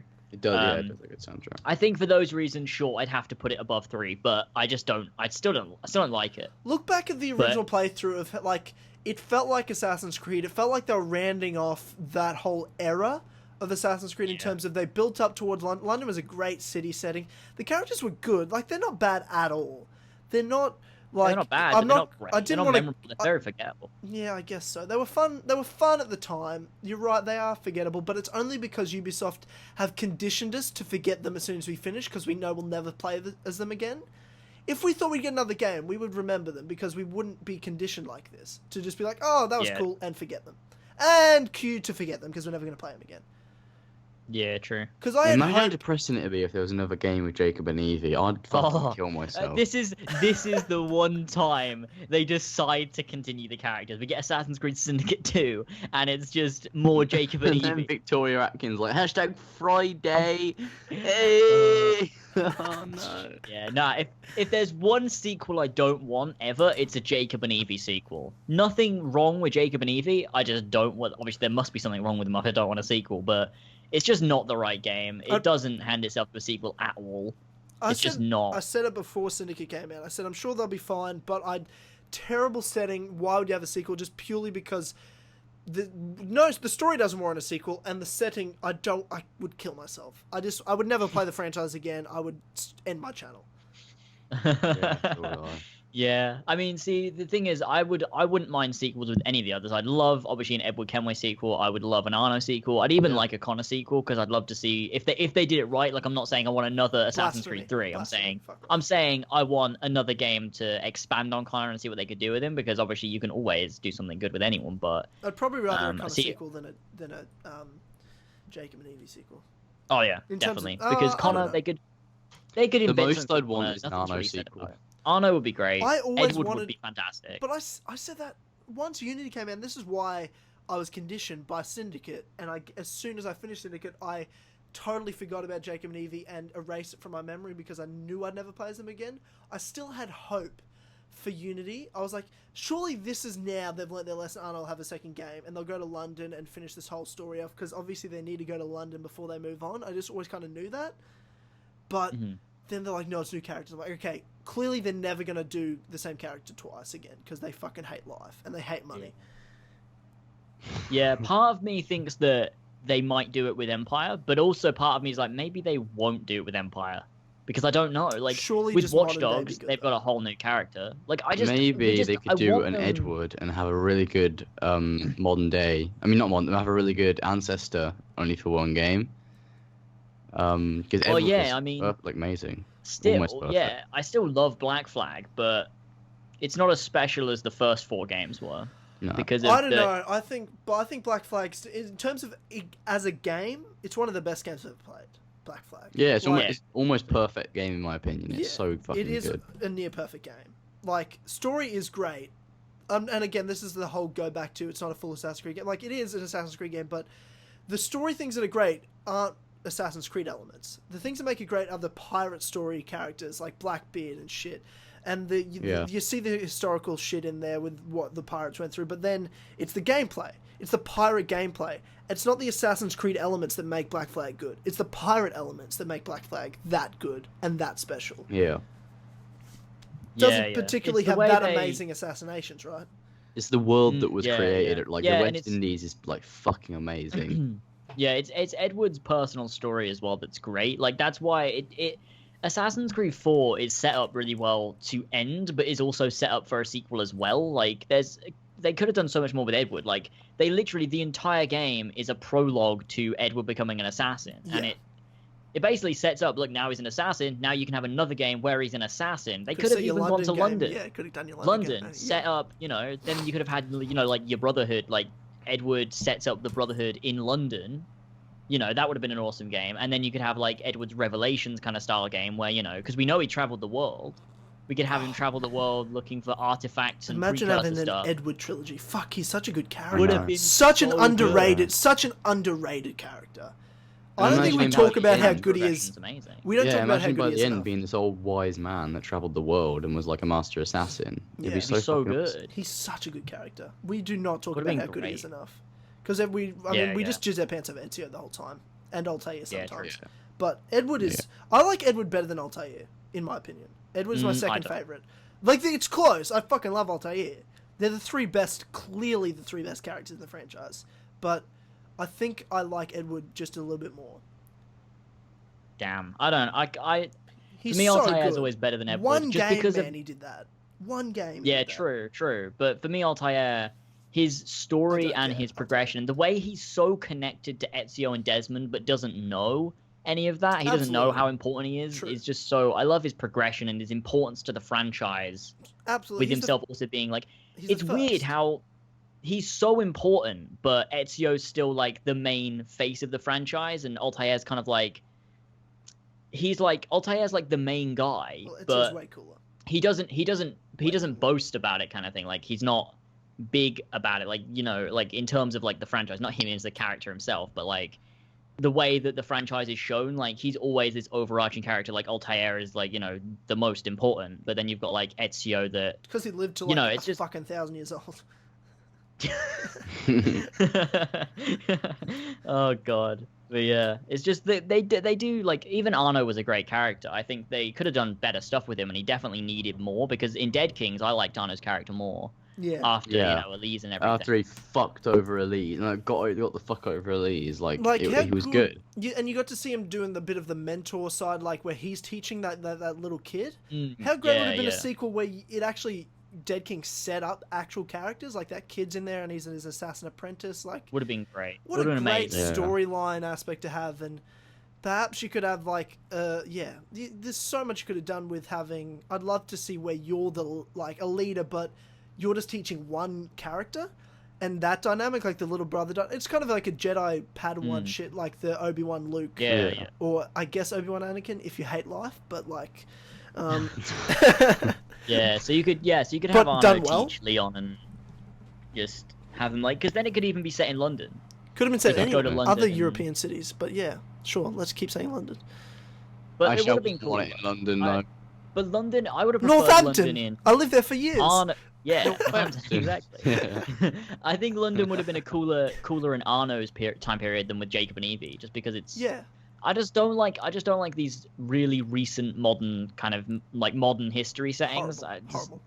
Like Industrial Revolution and stuff. It's just not. It just doesn't feel Assassin's Creed. I just don't like it. It's That's a parody. why this next It's like thing, Monty you know, Python meets Assassin's Creed. There's Assassin's Creed Syndicate. The funniest assassins yet.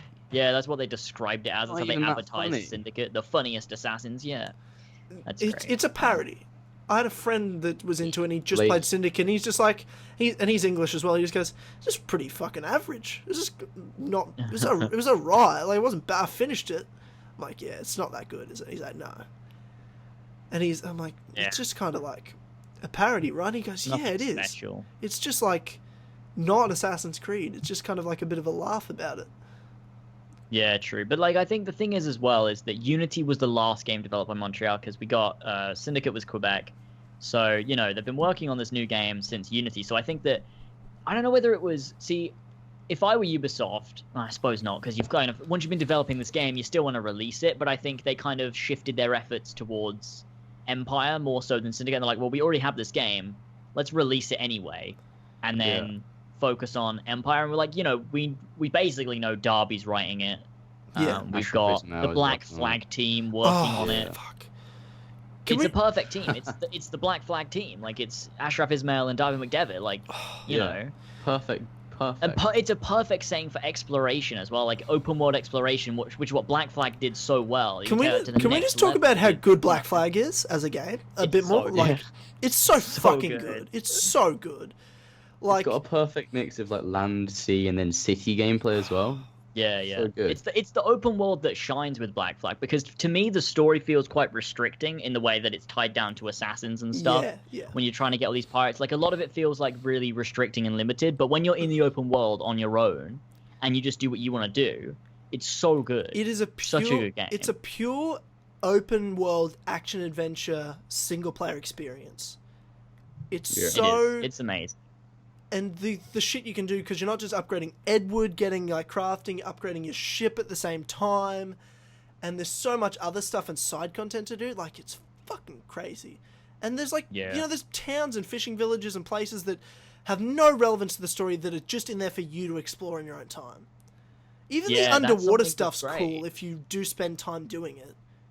There's some really cool underwater locations if you want to do it, like buried cities and shit. Like, fuck, it's good. Yeah, it's like the stuff. Like, I think that the gameplay of Black Flag really would work super well with an ancient Egypt setting. Like the exploration. Like, you know, you have your horse or whatever, and you can just explore this world. And there's like, you know, villages and towns and cities and stuff, and you can explore it yourself. Like, I don't think every location has to be tied to the story. And like, you can build this world. And yeah, they're just because there doesn't need to be every single place doesn't have to be used in the story. You can have these areas of the world that you can just go off and explore on your own. Like, the story takes place in these set locations, and the rest of it is for you to explore on your own. I think the Black Flag did that so well, but I think, I don't know, it's difficult when it's just one city, like with Paris and London. It's kind of like they didn't really do it, but it feels like they did, where they're kind of trying to use the whole city in the story, and it's like, there we go, everything's used. Yeah. You know, exploration, I think, will be a big thing in the next game, especially with Ashraf Ismail working on it. You know, like, imagine the diversity of gameplay you could have. You could have like the parts on the Nile where it's all green and lovely, the desert parts, like huge, massive sand, like bodies of sand, and then like the cities and little villages in between. That'll be amazing. You got the pyramids. So good. Like, pyramids. You know, the assassin base, because, you know, this is before Altair, so the assassins hadn't dispersed into, you know, living underground. They had like huge massive castles and stuff. Like, that's what they did. But they still did underground shit as well. Like, because Masyaf was the rebirth of the Order. Like, beforehand they were also underground in some sense. Like, when you look at like Brutus and, you know, their assassination of Julius Caesar in Rome, in ancient Rome. Like, true. So like, because how does Ezio describes Masyaf as here it was reborn? Like, because when Sophia's but that's like, what he's referring to Altair. About what Altair did, though. Good point. But I always also thought, like, you know, Masyaf is kind of like where they were at a lower part of their existence, and then they've kind of like grown up to being a strong organization again. I was under the impression, because I thought the underground thing wasn't new, but it was kind of like the way Altair did it was new. But they were still. Well, I think it's kind of hidden. With like that, I think it's Masyaf was kind of like where they grew to be. Like, I think that they started very underground because obviously, like, they had to. They couldn't just start like with these castles and stuff. But I think they grew their order over like probably like a couple thousand years and got to where Masyaf was.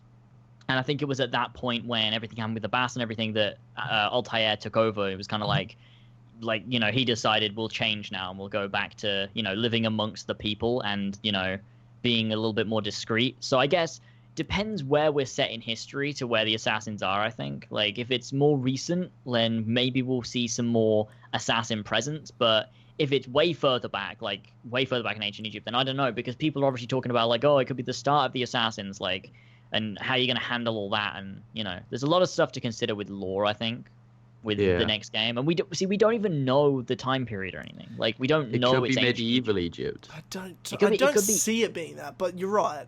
It's possible. It could be anywhere. Like, I think we know it's going to be Egypt, but it just depends we know it's what Egypt, yeah. time period. Yeah. Like, I'd say ancient Egypt is a good place. Like, that seems like that's probably one of the most iconic Egyptian time periods, right? Everyone talks about ancient Egypt. Like, That's it. And you can look that's just to what you know. you look to the modern day story and where they're going with that. I mean, they're not going many places with it, but they've talked about with Project Phoenix, they want to go back further and further and further in the Animus. And having sages, if we play as a sage, that's a reason we're going back so far. That's why I say if we're going into Egypt, we're going to go back quite far due to that element. Yeah, that's true. Because Abstergo want to figure out how to build Piece of Eden because they don't want to have to deal with bullshit, looking for these historical sites and dealing with it. They're just like, that's primitive. We just build them ourselves. Yeah, but of course, I think with this game as well, I hope anyway that Juno does something as well, and I hope it's something big as well. Like I talked about it in my theory video, like I'd love if Juno actually took control finally and kind of oppressed people, and like the next few games would be the modern day searching for a way to stop Juno through memories. Like maybe there's a past in time in history when humans took down like an Isu, so they're trying to search for how they can do that, and there might be certain pieces of Eden or temples and stuff that have the power to take down an Isu. And like I just want Juno to be powerful and want her to have control. I don't want her to be this shitty little fucking consciousness inside of a computer just saying shit, because it's boring and annoying and how it's will not we be able to do a Juno boss battle though? How the fuck they'd have to do something. Guarantee it's a cutscene. Guarantee it's a cutscene. No matter what happens, no matter how good these next games are, guaranteed cutscene. I can't see them doing it out of a cutscene, because I kind of don't want it either, because how would they do it? What are you going to do, jump on Juno and like stab her a bit? Like, it's a bit pathetic. With the scepter of a set or some shit. Smack her unless you have pieces of Eden and whatever. No matter, it would be cringy. No matter what, it'd be so cringy. Yeah. It would. I think the only way they can achieve defeating Juno is probably during a cutscene to make it look good. Because parkour mission to get to this location and then cutscene it. Yeah, like Juno's somewhere like with loads of energy and like she can use like pieces of Eden and like she's trying to kill everyone and shit, and you're just kind of parkouring around this room avoiding her attacks or whatever, and then you get to this point and then it will go into a cutscene. You can kill Juno or whatever, and it just does it. Classic Assassin's Creed, no more, no less. Yeah. And then that, I mean, Assassin's Creed is over. But I honestly like. It's difficult because I don't want Assassin's Creed to end because I have money and no one's gonna care about me after that. But Kingdom Hearts, bro. Kingdom Hearts will move on. I would love. I would love for Ubisoft to end Assassin's Creed if they could just manage to build up Juno, build up Desmond's son, have this awesome story arc, and then end the story and just have it there, and then it's done. And it would fix, I think, the middle section, because to me the middle section is this horrible, awful, messy crossover point. But if they can bring it back and do something good and make a good story arc with this next few games and then end it, I think it would just make the whole series just look better. And then it's done. There you go. You've done it. You can make your movies and your comic books and stuff, but just save the games. Just make them nice, please. Like that's in an ideal world. Never gonna happen. That's pretty sad thinking about the ending of Assassin's Creed, to be quite fair. Well, I wish they'd have ended it with 3, but really? I don't. That would have been horrible. Where the fuck would you be now, James? Yeah. Would you? What would be your ideal ending to Assassin's Creed? They haven't done it yet. All of the assassins coming back and not before saying goodbye. Yeah, perfect. Yeah, all the assassins are resurrected with the Ankh and the Shroud. Yeah. Yeah. Brilliant. And then they have to leave, but not before saying goodbye. Brilliant. And they all die. They all have strokes and heart attacks in front of each other. It's fucking horrendous. It's a horrifying scene. Jacob would even get run over by the train. It's just they get run by the train. Jacob's brother gets ran by the train. Oh god, Jesus Christ. I don't think I've seen an ideal moment to end that franchise because 3 wasn't it. Do you have one in mind though? Like, what would you want them to do if you could have them do anything? I couldn't imagine. I mean, I'd end the modern day. Like, you could have like you said, build up this whole modern day and then you end that. There's no more need, like, the modern day is over, they've tightened it up and that's, that's modern day storyline aspect. Then you can just do standalone or its own franchises like trilogies or maybe, maybe just standalones. And you can just go to whatever setting you want, don't, Tyler, you might just had a seizure. Yeah. Nah, hang on, I'll fix it, wait for it. Well, no, that's fine, it's fine now. People won't hear that on the actual KCC. Will they not? Yeah, no, they will. Will they? Oh no, wait. No, because it's a Skype thing. Is it a Skype thing? True. Oh, actually, that reminds me real quick, George. Did you definitely mute your sound when you started recording on OBS? Yeah, I've only got my mic. All right, okay. Because this entire podcast, I've been worrying that you didn't. No, I made sure at the beginning. Yeah, so did I. Okay. What do you mean? Tyler, did you? What does that mean? What are you talking about? Well, like, there's 2 audio levels. There's the mic and the speakers. Did you mute the speakers on OBS? Well, I went to... It's just audio input capture, and I just selected my Yeti mic. That's all I put in. But there should be 2, like, audio, like, red audio, like, things that have, like, green lines underneath them going up. And one that's a microphone. One that's a microphone. And one of them picks up your desktop audio, and the other one picks up your microphone. No, it's just audio input capture. It's just my mic. What do you mean, though? Like, you know how wait, OBS... what version of OBS are you It's using? probably my old version, bro. I haven't updated it since I downloaded it, like, fucking ages ago. So you don't have speakers there at all, like, above the settings?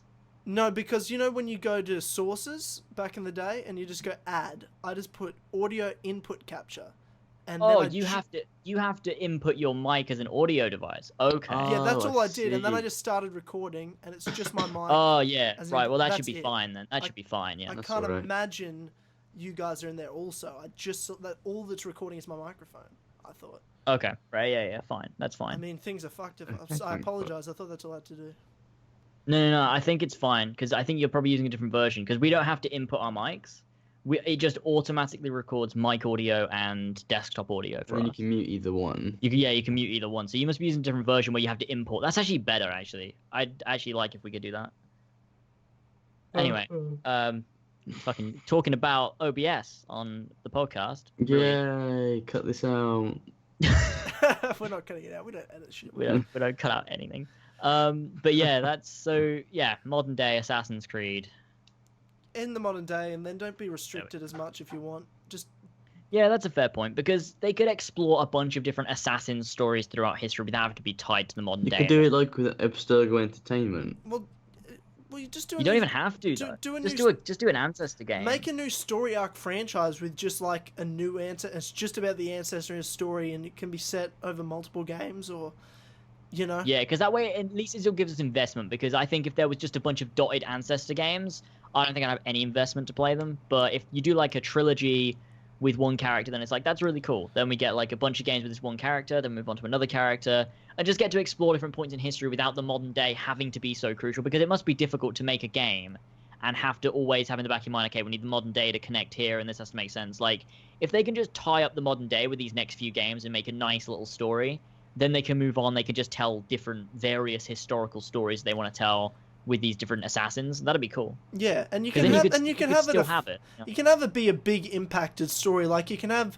because let's say you're not even using Animus. It's just like about assassins in the past. You can also have games like with side games with characters that are involved in that story, or like similar to a Kingdom Hearts sense of the way they build up their stories. True, and as well, if they want to have it, because there needs to be a way for Assassin's Creed to do it, so it makes sense. I guess it could be like, the way Unity was, where you're playing through Arno's stories as like a Helix game kind of thing, but just take out the modern day sections, because that way it explains off the HUD and the way you can pause the game and stuff. Because I think they like to differentiate the way that, you know, the historical aspects. Because if you had them, like, alone, that'd be strange. To me, it wouldn't feel like Assassin's Creed, because they wouldn't be able to have the Animus HUD and shit. Kind of like the way that Bloodlines did it, the PSP game. That you were in an Animus, but there was no modern day. It was just that Altair story, but you were in an Animus. You were in an Animus. Just do it you were like playing that. as some random guy. And So it still has just... the same. It has the same interface and stuff as Assassin's Creed games normally do, but there's no modern day story to it at all. There's just the fact that it's an Animus you're using. That would work. Yeah. And I think that'd be a good way for Assassin's Creed to go forward, because then we still have Assassin's Creed games that are cool, and we get to have the cool historical settings. Still having an income. Yeah, we still have a stable income. I won't live on the street. I won't live off of fucking Watch Dogs. Thank you very fucking much. I don't think I'm even going to get Watch Dogs 2. It's so bizarre to me. Watch Dogs 1 was one of my... I fucking love Watch Dogs 1. I fucking love it. And Watch Dogs 2 looks so much better than 1 in all these different ways. Just ask Ubi Australia. I think I figured it out. No, I don't want... I don't want it. I don't even want it. I don't care if it's free. You don't want it? I don't want it. I don't want to play it. Okay. I don't know How why. come? Actually, Oh my God. this is the only thing I can put, other than the fact that I think I'm old and I don't want new things. And it just looks like a whole new... But it's like, I'm kind of sick of the same types of games. Like, I played the same types of games again. And sure, it'll be improved, but I've played, you know, it's not that new of an experience. When I played Uncharted this year, that was a new experience. It was a new type of game. I hadn't played the games before. That was really great. I really enjoyed doing that. This is just another open world action adventure game of similar type I've played before. Sure, there's new things and different features, but the main thing that annoys me about Watch Dogs 2 is the character, and not just the main character, the characters in it. The whole dead sex stuff, it's just the most fucking stereotypical no, I was going to say American. That's not really has anything to do with it. Stereotypical millennial fucking characters, fucking hipster, fucking vegan, social justice warrior pussies. And it's no joke. Legitimately annoys me to watch. I get what you mean. I've never fit in with my own generation of human beings in real life. I get along better with older people than I do with, like, sometimes people I meet just generally of my age, because I'm not that fucking millennial as it is. Let alone, when I like to play games, I like to be cool characters. These guys aren't cool. Like, if I wanted to play Watch Dogs 2's characters, I'd just go outside and sit on my computer and talk to you guys. Like, the characters are just fucking me. I don't want to play as me. I want to play as fucking Nathan Drake, who he's unkillable and he can climb through like supernatural tombs, or Ezio, or like, I want to play as, you know, larger than life characters, not these millennial social justice warrior internet hacking pussies. It's just, they just seem like the type of people that sit on YouTube and fucking jack off under their shirt and then comment about, fuck you, shitty video. That's like the type of people I'm going to be playing as in Watch Dogs 2. Like, the worst human beings. That's what it feels like to me. I mean, the whole point of a game is to escape from, like, reality, I guess, in a sense. And you don't really do that, I guess, with Watch Dogs, because it's just the world now.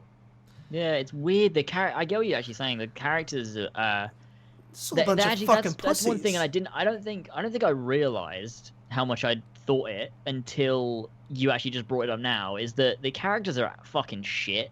Like, they're actually like they're not interesting at all. They're just typical, you know. You see how she does it. You see them in movies and TV shows and shit all the time. Like, they're not interesting characters. They're like, let's try as hard as we can to be relatable. Like, it's really irritating. We're gonna like be the meta. they make dumb jokes. They're just stupid. It's like, but it's those dumb jokes that aren't funny. They're just those jokes that, you know, you make.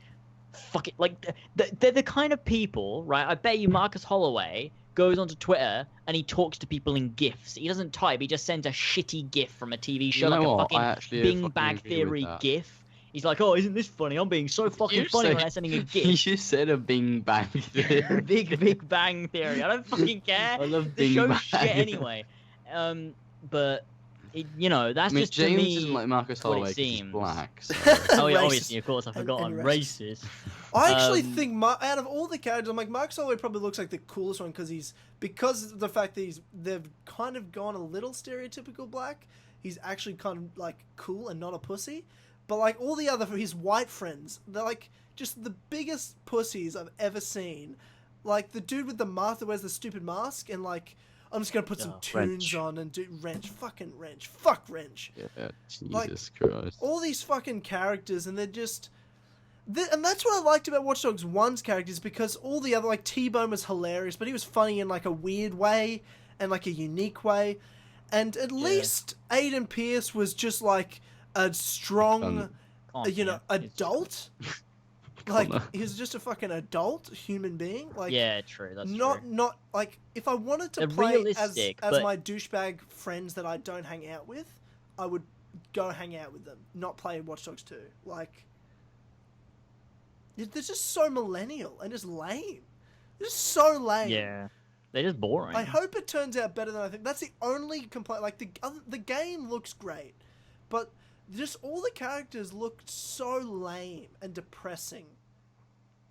Yeah, oh god, I agree. It's weird. I didn't think about it. Like, it's weird when you look at the character dynamic of like Ezio and the assassins, or like Desmond, Lucy, Sean, and Rebecca, or Aiden Pierce and T-Bone and all those guys. Like when you look at Nate, Sully, and Elena and stuff, the way those characters work together and kind of are a group is kind of like, it's unique, but it's realistic not in a realistic way, but in a way that makes sense and you believe it. Way, yeah. But the way that Marcus and like all those other characters are kind of together, it feels so forced. Like it's so crafted to be as, relatable and, oh, look at us, we're the youth. I find weird is the fact that they're marketing the characters before the game's even out. It's like no game does that. You meet the characters through the fucking game, not through the fucking individual trailers. I suppose they'll probably be in it they'll probably be in it from the get-go, won't they? Because I don't think Marcus is gonna like start off as a lone guy and join DedSec. He'll start off as part of DedSec, and you'll just have the characters with you. Like, I bet you any money the game will start off in the middle of a mission where they're making jokes to each other. Someone's on a laptop, like, quick, you better get out, and then like you're with all your friends and you have to like get out into a car and escape or something. Because you've been hacking somewhere. That's where the game will pan over San Francisco, and it'll be Watch Dogs music 2. in the background. You'll drive, you'll be driving across a bridge, and the camera will pan out of the car with all of them like laughing to each other because they've successfully done a mission. And then it will be like Watch Dogs 2, and then you'll get to meet all the characters individually and start up your kind of like tutorial missions. Except they won't and be shit. all together in a car because they're millennials. They'll all just be FaceTiming. It's fucking weird. Like, it's so weird. Like, you're talking about the characters all being introduced before the game, and the fact that it's kind of what, I don't know, maybe it's probably what's annoying me. This is the only thing I can put my finger on, is the way these characters are. And you made the good analogy of they're just sending gifts. Oh, that's cool, they send a gift. I would do that. That's cool. Like, as players, I'm like, no, I wouldn't say that. I'd be like, they sound like fucking douchebag people I want to punch in the face every day. Yeah, exactly. It's just, I don't know. That's the problem I see. I think my thing with Watch Dogs is, I just look at it and I'm just like, there's nothing about these characters that makes me want to see this story. Like, but also another thing is, like, DedSec in the first game with these, like, as a hacker organization, I was like, these are, like, legit hackers that are, like, trying to take down the authority. No, they're just a bunch of douchebag millennial teens that are a bunch of trust fund rich kids whose dad paid for their laptop. Just a bunch of trolls, like, not people weird, I like or can relate to at all. They're just people. They're literally the types of people I don't like. They're literally they changed DedSec. Like, DedSec felt like this menacing organization that was kind of mysterious in Watch Dogs 1, and now it's just fucking weird. Like, what the fuck happened? Like, they've changed the tone completely. Like, which isn't necessarily a bad thing. It's kind of like how they went from AC1 to AC2, but not the same way. It's just a bunch of trust fund kids that play hacky sack. It feels so forced. Everything about Watch Dogs 2 feels forced in terms of characters and story, maybe. But the gameplay looks good. The world looks fun. But I mean, we're not going to know until we play it. But from what I've seen, will there be more than 4 things to hack? That is my question. It's like. I will say this, the gameplay, like you said, looks great. The world looks great. I'm sure it's a great game, and if you like those characters, go play it. I'm sure you'll have an amazing time. It'll be one of the best games you played. I just that aspect to it. I don't think people understand how much I dislike people like this. I don't want to play this game because of it. I have no excitement towards it, and I think that's why. I started to think it was because maybe I'm just over the same types of games, but I really think it's the characters that are, really put me off the game. Like, I don't like anything about it. The vibe to me looks so shit. The whole story vibe. Yeah, that's true. I'm so uncomfortable watching it. It's just cringe. Yeah, I bet one of them's a vegan. Oh. Yeah, Marcus Holloway is probably fucking vegan. God. No, I bet it's Satara. I bet Satara's a vegan. Or Josh. And if someone makes a two. joke, they'll be like, that's sexist. That's transphobic. Ugh. You're putting your masculinity and white privilege. And it's just like, oh. Isn't there like Doge memes in that fucking game or something? There's some form of incredibly dead meme that you can like put on billboards and shit, and it's like cringe. It's horrible. God. Well, like in Watch Dogs 1, where you could put up like the billboards that would say like "I like turtles," and it's like, yeah, we're not in 2008 though, Ubisoft. Like, come on. I know, what the fuck? Don't put memes in games because they become stale after a week. Just they won't even put the Harambe memes until Watch Dogs 3. Oh God! Oh, Harambe memes! Oh, hurt me! Oh, Jesus Christ! The Harambe memes are like bad already. Oh, watch them make a Harambe joke in Watch Dogs 2. Like one of them will just fucking joke about it. The game is already made. Nah, they'll shoehorn it in. They'll bring out Harambe Collection DLC. Assassin's Creed Harambe Collection. Oh no, Watch Dogs 3. They start making Harambe jokes that long in 3 years' time. We just made Harambe jokes. What are you talking about? It's Ubisoft. It'll be in 6 months' time. Watch Dogs 3 will be leaked, and then we just wait a little bit and it'll be out. That's true. Oh, God. That's my gripe with Watch Dogs 2. That I think I've never said it out loud, so I hadn't really described it. So hopefully I articulated that okay. But that's kind of how I get felt. It. You made me realize how much I don't want to play the game. I never really wanted to play the game. When James was like, "Oh, it looks awesome! It looks fucking awesome," I was like, "It did look awesome. It doesn't really look that good." It does, but I don't want to play it. It does look great. It does look awesome, but I don't have any desire to play. I'm going to play the Ezio collection. I'm going to play Final Fantasy 15. I'm going to play Skyrim Remastered. It's going to be a great time, and then maybe when everything settles down, I'll play Watch Dogs 2, and it'll be great. But I don't want to pay money for it. I don't fucking want to. If they give it to me for free, obviously, yeah, but I don't think they will. And it's the most shoehorned diversity game. He's a black guy, but he's well-educated and really cool and wears glasses, and he's a hipster as well and hangs out with a bunch of rich white kids with laptops that their dads bought them, and they play hacky sack at lunch. It's like, what? You're literally... This is the most... It's like... Customizable bag. It's the problem with fucking university campuses and a bunch of pussies that hang out there that I deal with on a daily basis. It's just ridiculous. Society today, we're a bunch of pussies. It's ridiculous.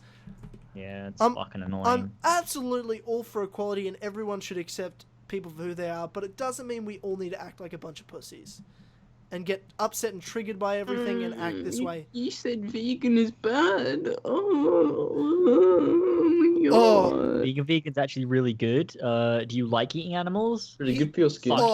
I'm triggered. Comments. He didn't. Before he gave his opinion about ethnicities and being triggered, he didn't acknowledge his white privilege. Tyler, you're white. What are you saying? You're not allowed to comment on this. You're a white male. You should acknowledge a privilege before you give any opinions. Fuck off. Yeah. Fucking... I just want to say I'm white and male, and I don't want to make any comment on this, but I will leave this here for everyone else to take a look at. It's like, I'm gonna say what I want. I don't give a shit. I don't care, Altair. That's all I'm gonna say. Fuck people. It's fucking people annoying. Can be triggered all they want. It doesn't affect me in the slightest. Oh, Jesus Christ. Yeah. Well. Wow, we just fucking mad. That's I 3 think hours, we're very guys. close to the full 3, yeah. Oh, we just hit the full 3. Yeah, we're at the full 3. We are at the full 3. So, I mean, I had some other stuff on the list, but none of it's like, urgent. It's stuff. Let's save it for the next podcast, so make sure we have lots of content for it. All right. Sounds good. Well, next podcast, the Ezio collection will be out, so we can talk about that a little bit. That's insane. That's true. I'm excited. This was a fun podcast. This is banterous. This was a good one. This is the best pre-recorded we've had in a while. Oh, thank you. This is the best George one. I think we've concluded that the reason the last one was shit is because it was Victor, and it's all Victor's fault, and we can blame him for that one. We've had 2 podcasts since Victor. No, pre-recorded ones. Oh, pre-recorded. Yeah, it was totally Victor. No, I love you, Victor. It was me. I blame myself. I blame you too. I blame anyone but me. I'm not taking fucking blame. I don't do anything. I just show up. Yeah, that's why you suck. Sometimes I don't even show up. Yeah, that's also accurate. I'm almost joined by you, James. You were late. I'm like, and I'm here with Tyler, as always. Yeah, as always, but I almost wasn't joined by you. That's how one of them starts. That one auto plays all the time whenever I go on the Kill Corner Club. You would. Okay. Oh god. There we go. Anything we gotta discuss? Anything you guys need to plug or talk about? I Well, just want to say one last thing. okay. Thanks for having me on, Lasers. Been a blast. Fuck off, George. Fuck off, Porridge. Porridge. Well, I do Classic want to porridge. say, everyone should go ahead and buy our merch. If you haven't bought a Kill Corner Club t-shirt, head down to that link in the description underneath the Kill Corner Club bracket. Click that Spreadshirt link and buy yourself a beautiful Kill Corner Club t-shirt, because they're great. Thank you. Yes. Fantastic. And obviously go subscribe to LongEaredFox, Gerg's channel, Porridge's channel. Of course, links in the Thank you very description to much. both George and, of course, Tyler, as always, as well as their always. Twitters. Yep. As And always. If you also want to go check those out. go check out my live action web series, Cleaned Out. Subscribe to that channel. Check out all the videos and Alright, episodes. I'll link that too, hopefully. The third and I final enjoyed it. episode for this season is on Monday. So tomorrow, the day after this podcast comes out. It's a fucking awesome episode. It's amazing. You'll Awesome. all fucking love it. So, and that'll be really cool to get Got it. all that done Sweet. and out to you guys.